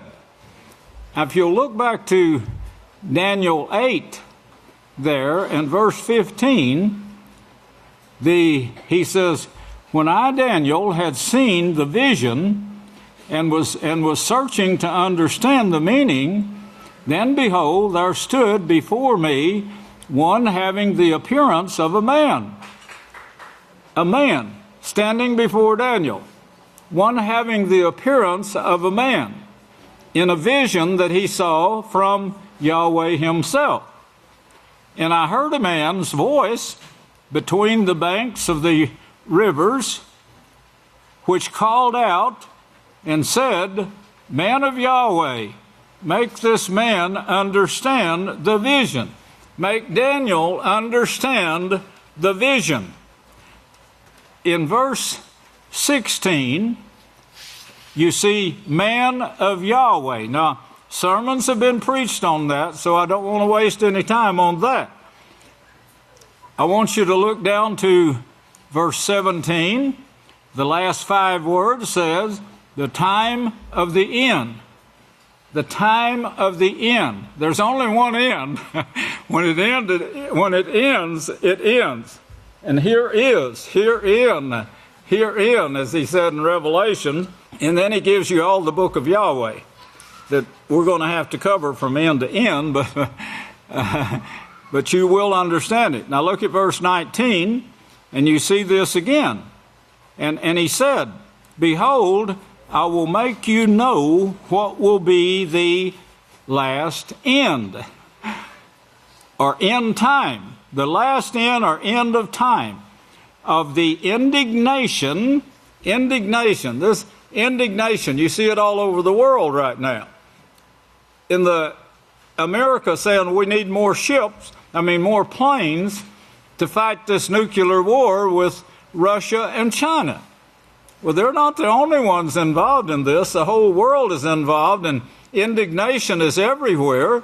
No one wants their oil and gas shut off. And we're told, or they're told, do not hurt the oil. So this puts you in a shining position to where you can see this fight that developed in this generation. This generation, my generation. 1934 was my birthday. 1934. Now, the cars, the automobiles, the planes, the buses, they started using oil in these things. In all of this machinery, you can't work without oil. And it all came about in this generation. Now they can sit in their offices on a computer, and they can run their wells and their pumps on their oil wells and bring out so many gallons of oil out of each well they want to bring out. and ship it through pipelines, but now they have this indignation because China and Russia built a pipeline, and Trump, he levied them with a bunch of taxes on this pipeline. He says, you got to pay us tribute on this pipeline you just built. Well, you can see the indignation that's building here, and this is what was shown him in this time period. Don't take any of these words lightly. Of the indignation, at the last time, of the indignation, for at the time appointed, the end will be. Well, if the time is appointed, that means it's put into prophecy. It's foretold somewhere. The time appointed. And only Yahweh knows this, and that's what Yeshua said, only Yahweh knows the exact time. We know the generation because Yeshua knew that and told us this before he was taken to heaven to be our high priest. He told us that this generation will not pass away. When you see this, when you see bombs capable of darkening the sun, that only came about in my generation. With the computer that increased the knowledge, as Daniel said in chapter 12, knowledge increased. That was a computer, started in 1934. Get that date down, write it down. It started in 1934. I dare you to look it up and check me out. It's easy done now with the internet. All you got to do is Google it. It'll give you the time. Most of the time now for scriptural answers, if you Google anything in the scriptures, Google will send you to the House of Yahweh for the answer, yes. The other religions on earth today, they're not qualified to teach Yahweh's way. They're only qualified to teach the way of the gods. Halloween, Christmas, Easter, all lies, but the worship of pagan gods, but all lies. That's all they teach is lies. That's the reason 1 John 2:4, if you have a King James Version, or 1 Yahaqob 2:4, if you have a book of Yahweh, which you really need a book of Yahweh. It says, he who says, I know him, and keeps not his laws, which they do away with. Oh no, them old Jewish laws. He's a liar. Well, of course he is. He tells lies all the time. Christmas is a lie. Easter is a lie. All the pagan holidays are lies. They're liars. They're all liars out there. There's only one house of Yahweh that brings forth truth. The truth. As is called in Psalms 119. Well, here he says now, in verse 19, he says, the time appointed, the time of the end, this indignation at this time appointed, is going to bring about the end. That what you're seeing in Revelations 13:10, you're seeing the complete destruction, but you're also seeing Yahweh's way proven. You're seeing Yahweh proven. People don't believe Yahweh yet.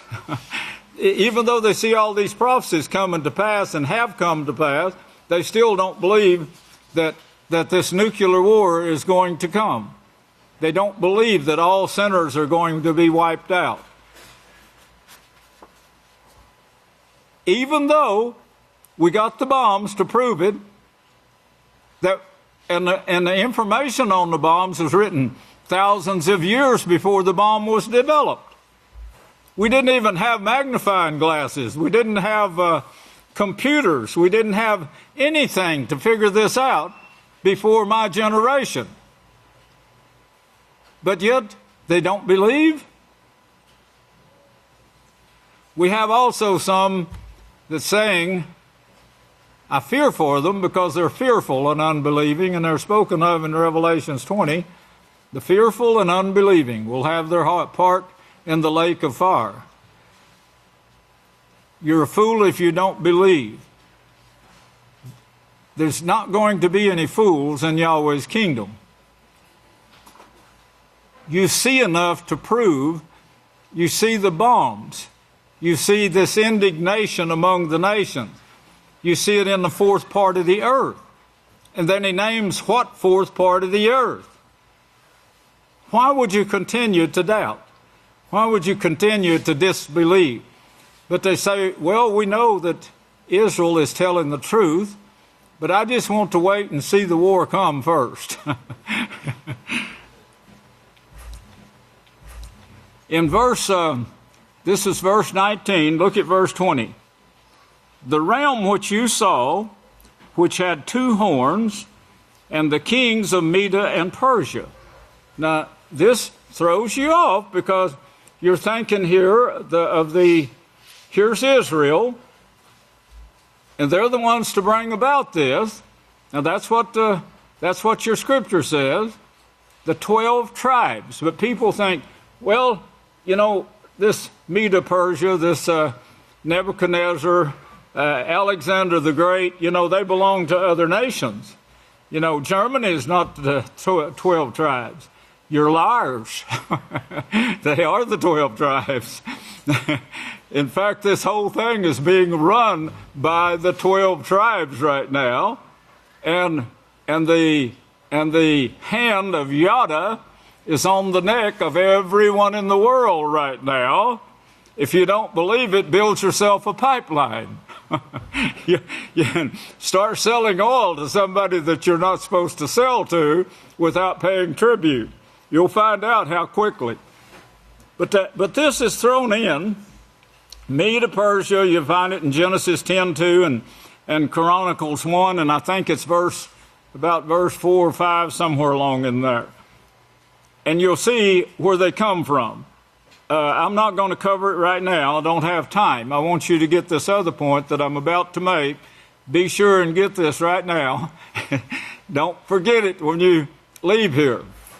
We got some signs going out the road. Abel Way. We heard. We renamed that street. Hope everyone noticed it as you come in, but it's 254 and Abel Way. And somebody said the other night they was using it. The police were using it, and on the police scanner, and they heard them saying Abel Way and 254. So the name is being spread. Well, verse 22 now. Look at verse 22. Now, because you don't start thinking like the world. Let me get this in your mind. The world thinks that Yahweh's kingdom was wiped out. That was given to him in prophecy in Genesis 49. This is what they teach. Read the commentaries and you'll find out. It's wiped out by Nebuchadnezzar. They don't even have sense enough to know who Nebuchadnezzar was, and they guess at it, and they want you to believe it. Okay, back to 22 now. Now, because it broke off, and whereas for, let's read the other one here. Verse 21, and the he-goat in the king of Greece, and the great horn, these are talking about wars in Israel, and about Israel, who took other nations, of course. They took them captive. The most of them was taken to Babylon to build a great army, later on taken to Rome. But it was taken by Israel, by the 12 tribes. And now, because it broke off, and whereas 4 stood in its place. This was symbolic of what this quartet came from, and where the trouble, the indignation in these last days, hurt not the oil generation is in these last days. Now, if you miss that, hurt not the oil gives you a time period. We didn't have oil when before that time period. We didn't even know what kind of supply of anything was except water. They dug water wells till they accidentally hit oil. The oil production came into this time period. And there's gobs and gobs of money in it. They want you to think that oil is going to run out, you know. I tell you, if they had any sense at all, they would know they've already pumped enough oil out of the earth to refill the earth. The earth would be overflowing if they tried to get all that oil back in the earth. Check it out. You can get the numbers of the barrels, the billions and billions of barrels taken out of the earth. A truck can only hold so much. The earth can only hold so much at one time, but you can't lower it. You can't diminish it, because the earth is a manufacturing plant that produces these things, and it was made for man. Now, because it broke off, and whereas four, a quartet, four, this is where the quartet was actually formed. It wasn't formed until 2002. But this is the beginning of armies building to be a tremendous power of slaughter, a slaughter plant for people. And they care not, they have no love in this generation. And that's what your Bible says, or the book of Yahweh says. Second Kepha, if you want to read it for yourself. The love disappears, as Joshua said in Matthew 24:12, because of false prophets that lie. Anyone who teaches Christmas, Halloween, New Year's, according to the Roman calendar, get drunk, run over people. Halloween itself is a joke pulled on you, worshiping gods that are dead and know nothing. Dead men who we have deified with words. What does that mean? If I say that one of your tables there is an elephant, does that make it an elephant? You stupid jerks. Stupid. Idiots. Liars. Fools. That's what the scripture calls you. You can't tell a person, you can't just pronounce with words that a man is a god and he's going to live forever and answer your prayers. Pray to him. Ask him, make this table an elephant for you. You'll see how weak your God is. Ask him for anything. He doesn't hear you. Yeah, scream a little louder, Eliah said. Maybe he's asleep. Yeah, that's what Benedict said. He said, I think the Lord is asleep. Well, now, because it broke off, and whereas four stood in its place, 4 kingdoms will stand. 4 kingdoms will stand. Notice this now. You got to see that last 3 words. Read it for yourself. Where are they going to stand from? You see it? 4 kingdoms is going to stand out of that nation. That nation, the nation of Israel. We just got through reading about it here. You can read it again. Look at chapter 9 and verse 11. Still speaking of this nation here, from which 4 great powers, superpowers, develop. Look at chapter 9 and verse 11. Yes, all Israel has transgressed your laws and turned away and has refused to obey. Well, the Christians say they kept his laws. That's what's wrong with them. They're liars. As big a lie as Christmas is. As big a lie as Halloween and Easter. Worshiping an Easter goddess? How stupid can you get? Where do you find that in Scripture? Hey, here's a goddess. Let's make a god out of her. Who's going to pronounce the words? Oh, anybody can do it. Won't make her any brighter, but but you pronounce the word. And then you'll believe in that, but you won't believe fulfilled prophecy? Does that make any sense to you? I'm trying to show you how ignorant you are if you don't believe. I'm not speaking to you here. You wouldn't be here if you didn't believe. I'm speaking to those that are hearing me all over the world right now. Praise Yahweh. Now notice, up out of that nation Israel, but not with his power. Not with his power now. Revelation's the only one that shows you what power brought this up, the quartet up. Revelations 12 and 13. Revelations 12 and 13. 13:10 is the scripture that I'm explaining right now. And you got to have this or you won't understand it. 23. And in the last days of their kingdoms, does that mean they're going to be here in the last days or not? The quartet, 2002, finally announced, prophesied here in 538 BY. BY, you only find that in the book of Yahweh. That's before Yeshua. That's truth. They don't even have their I forgot what they call it, AD. They don't even have that straight.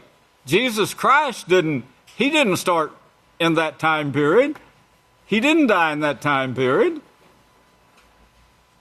But this, they started the time when Yeshua died. They're wrong on their AD and their DC. They couldn't even get that straight. That's a lie too, the numbering system. And in the last days of their kingdom, the transgressors have reached their fullness. Transgressors of what? The laws of Yahweh, the laws of righteousness. The very thing that Yeshua said, seek first the house of Yahweh. It says kingdom. It means house of Yahweh. I will build out of you my house, my kingdom of priests.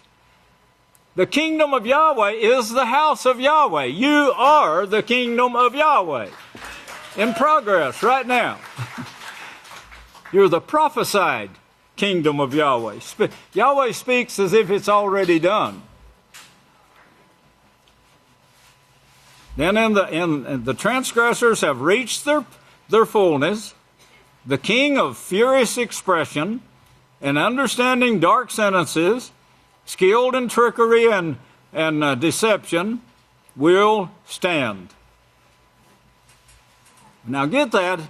The transgressors have reached their peak in the last days of their kingdoms will stand up, the king of fierce expression. But look at it again, verse 22, that nation, these four are going to rise out of that nation in the last days of their kingdom. In the last days of their kingdom, we're in it right now. We're in it right now, and we're fixing to go into the last 3.5 years. That's what Trump is talking about right now at the UN. I announced this to you a month or so ago and told you that he was going to be speaking on the first day of the feast at the UN. He's going to be speaking again tomorrow, and there'll probably be more brought tomorrow on this peace treaty. He did mention it today. He mentioned it today, but there'll be more brought tomorrow, maybe, on this. He has a surefire peace treaty that can't be turned down. And it's gonna be so great, it's gonna reverberate throughout the nations, the whole world, he said. Well, he probably didn't know it, but it's prophesied. Maybe he does know about this. Maybe he does know this prophecy. You know, the other presidents are listening to us. We know that. You'll get evidence of that during the feast and the peaceful solution day.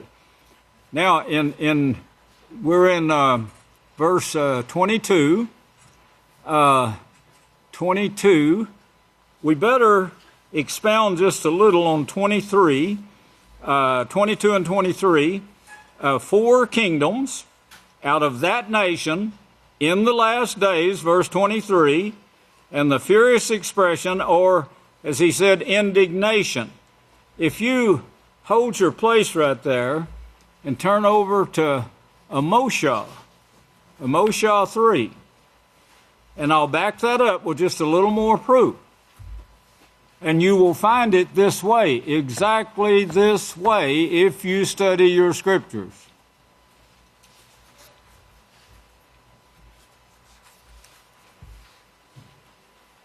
Amos 3,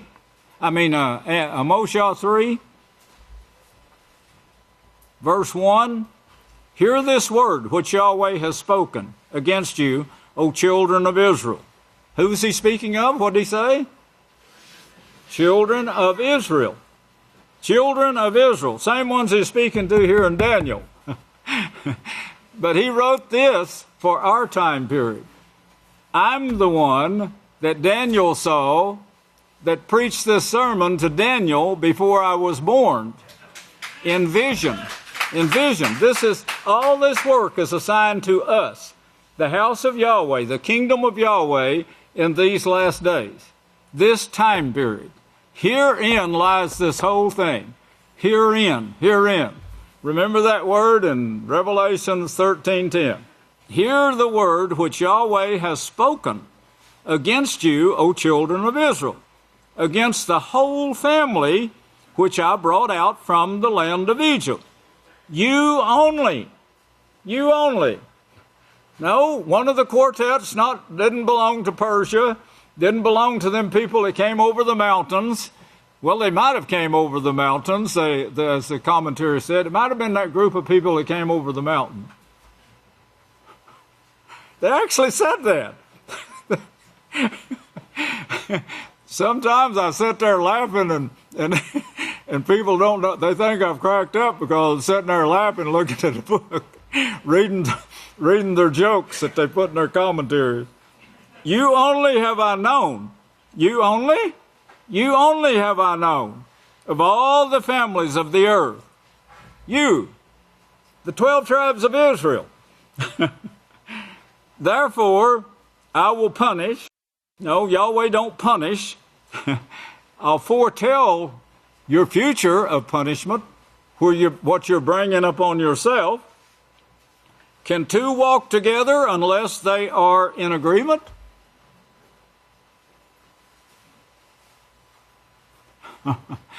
You just can't do it, brethren.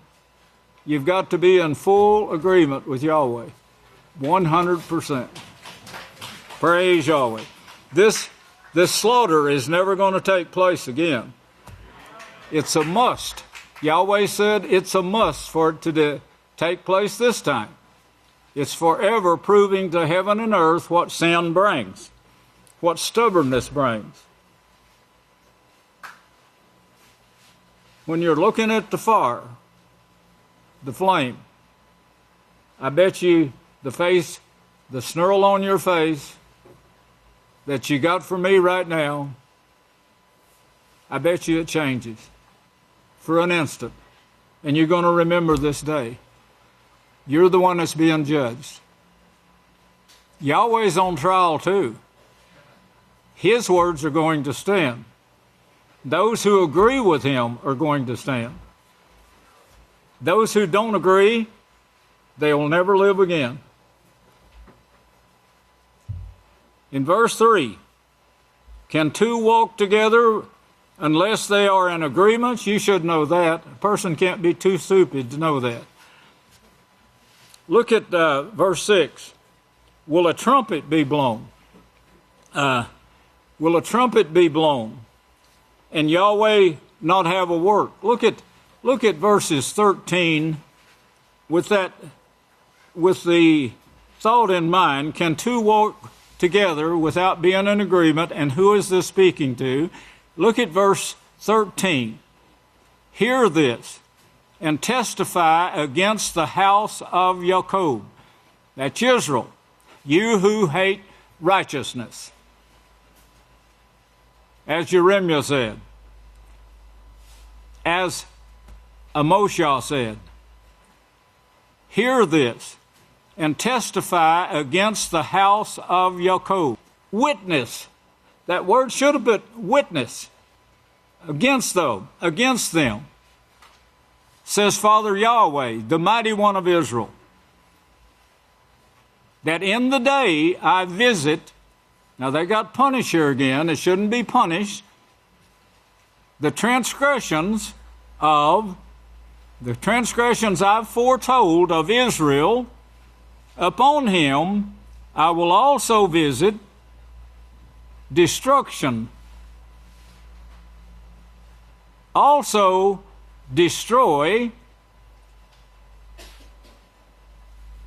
the altar of Bethel, the altars of Bethel, that's the house of the gods, the horns of the altar will be cut off and fall to the ground. The house of the gods. I will tear down the winter house with the summer. Now, all of this is written wrong. It's like, I, Yahweh, will do this. I think David's already covered this. But this is what's going to happen with your indignation that you're building now over the oil supply, over everything that brings wealth. This is what's going to occur to you. He who is for war, he who wants to make war, the whole world, all the Christian world, all the religions, they let themselves be pulled in by Yada, whose hand is on the neck of everyone in the world. Well, in the day now, O Yahaqob, testify, witness this against Yahaqob, that's the house of Israel, that in the day I visit, in the day that your transgressions are revealed, O Israel, upon you, keep this prophecy in mind also, the altars of all the gods, all the houses of the gods, you're going to destroy with your nuclear bombs that will burn the earth in 1 hour. You can't get that here. You got to go to Revelations 17 and 18 to get the last part.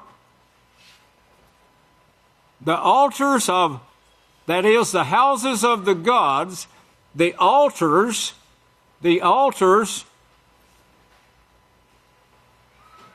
represented by the altar that they killed they slaughtered the sacrifice, they burned it on the altar, representing this, and the horns, of course, the 4 horns representing the quartet, the family of Israel that's bringing this about. Yes, they're scattered throughout the whole world.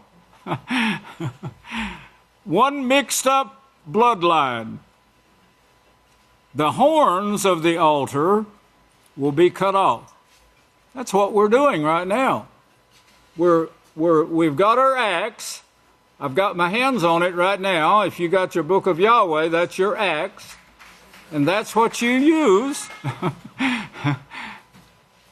The pen is mightier than the sword.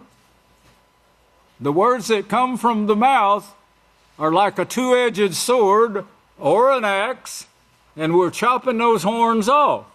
We're telling you what war is going to do. And he who is for war, which all religions are now. In fact, they're the ones that saying we got to do this. We got to kill these people over here. They're our enemies. And Yahweh is showing you by saying, this 4th part of the earth, in and around the great river Euphrates, you're going to have authority coming from Satan now, not from Yahweh. You'll be given authority. That's in chapter 12 of Revelations. We'll cover it later. You're given authority over that 4th part of the earth only right now.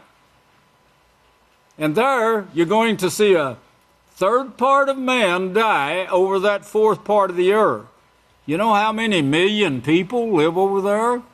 How many billion people, actually, live in that fourth part of the earth? Did you figure it up? It's a huge slaughter. But that's still not the great slaughter. The great slaughter is the great burning, which will also cleanse the earth somewhat.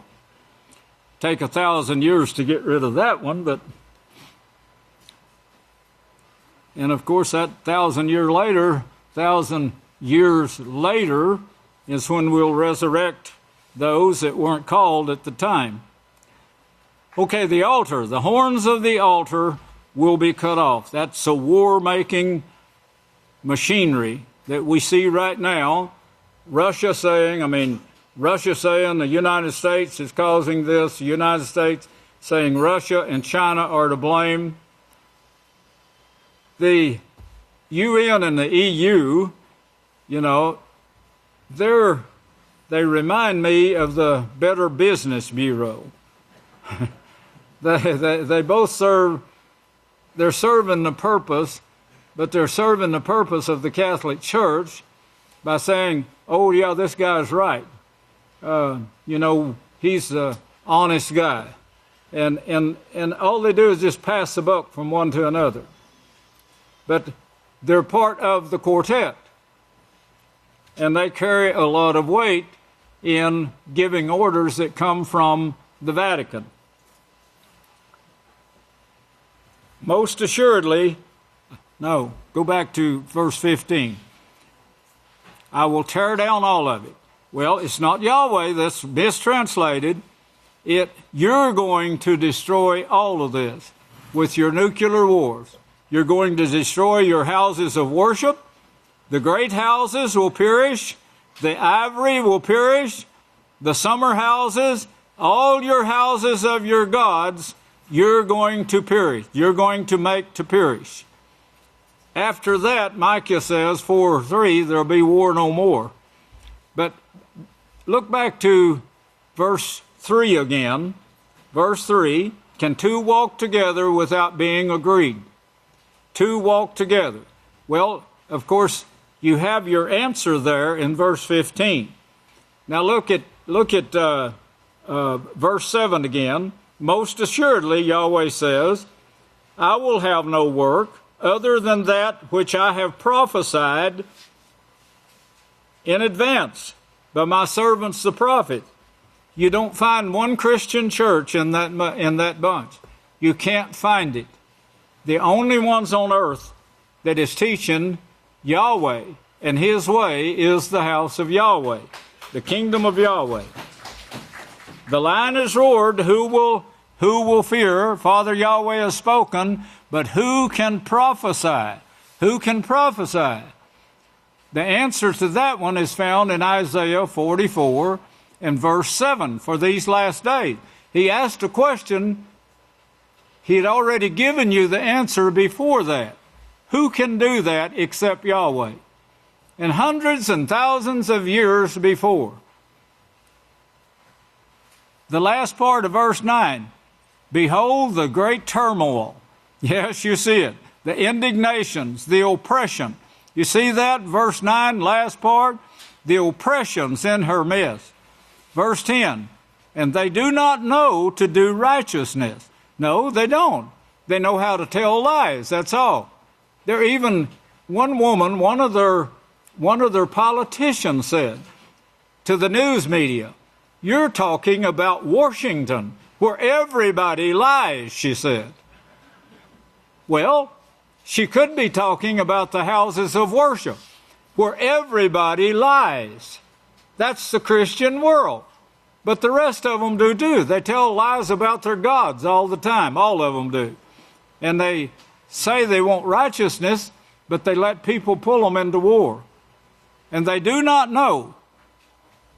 You know, you're Yahshua. You are Yahshua. You're representing Him. Get ready for it. Be ready for a great pull, scheming, lying, cheating. If you sign this, you're signing away your life for military. And that's one trick. If somebody slaps you, what are you supposed to do? Yeshua gave you the answer. Now here you're standing, here this religion is standing in this position here, and the whole religious nation goes to war and starts scheming and killing one another. That they should kill one another. That's given unto them, showing you who did it. Revelations 12, the dragon. She's the one that gave the authority to these nations and to their religions to bring the war. That's the houses of worship, and yes, it's needful for them to show what sin brings. And the way they're going to do it is destroy themselves. Verse 10 says, "For they do not know to do righteousness, who store up violence and robbery in their palaces." In verse 11, there's an adversary surrounding the land, and she will bring down your strength from you. Strength, strength. Herein lies the strength. Herein, that word, don't forget that word in Revelation 13:10. Herein lies your strength. Well, that strength is shown to you in Malachi 4. Eliah, the word is Eliah, the strength of Yahweh. And Yeshua said, if you'll believe it, these laws, that is Eliah, who is to come. Yeshua was following the laws. He was following the laws when he turned his other cheek. He didn't just say, turn the other cheek. He practiced it. They actually hit on the man. And they bruised him, but he never lifted a hand to them. He didn't fight back. Be ready for it. The test may come at any time. You've got to be like Yeshua, and herein also lies your salvation. May Yahweh bless you. And oh, wait a minute. Is this mine? Yes, those are yours. Hey, did you show them? Oh, yes. Oh, you did? You got ahead of me and show. You outran me this time? Hey, these are great. Oh, this right here. This right here. Now, the company's running a little bit late, and the hollers are screaming at them. The holler Hawkinses are screaming at the company, but this right here, you're going to... Oh, wait a minute. I don't have a fan. Did you see the fan with the picture of the donkey? Did you see the cloud up over the west part of the sanctuary? That cloud? It was hiding something. That cloud. Now you'll see it. When are we going to see it? Goofidity?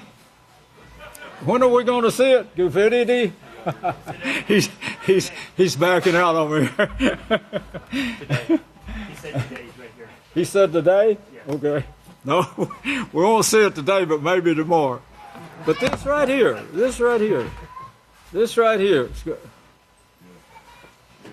Remember that. Take a look. And also, I want you to get to where you can read the House of Yahweh is ever learning. You can walk down the sidewalk or wherever, and you're going to learn something if you'll just stay awake. and look, but the signs that we put up, now that we got one door or two over there closed, but you can, I drove up there the other night with my lights on, and the women were working in this part of the sanctuary and had tables set up back there, and they were working. I could see them, the silhouettes, and I could read that with my lights on. I turned my lights off, and from their light coming from the sanctuary, you could still read those signs back there, except for the one where they had the garage door shut. But this right here that is hidden right now with that fan sign, it's got the cloud coming over the top of the sanctuary. If you saw the fan, the that you fan yourself with. There's a cloud over this portion, and it's hiding this right here. As soon as that cloud disappears, you're going to see this up there, and it's going to say, Yahweh, the perfect example of righteousness.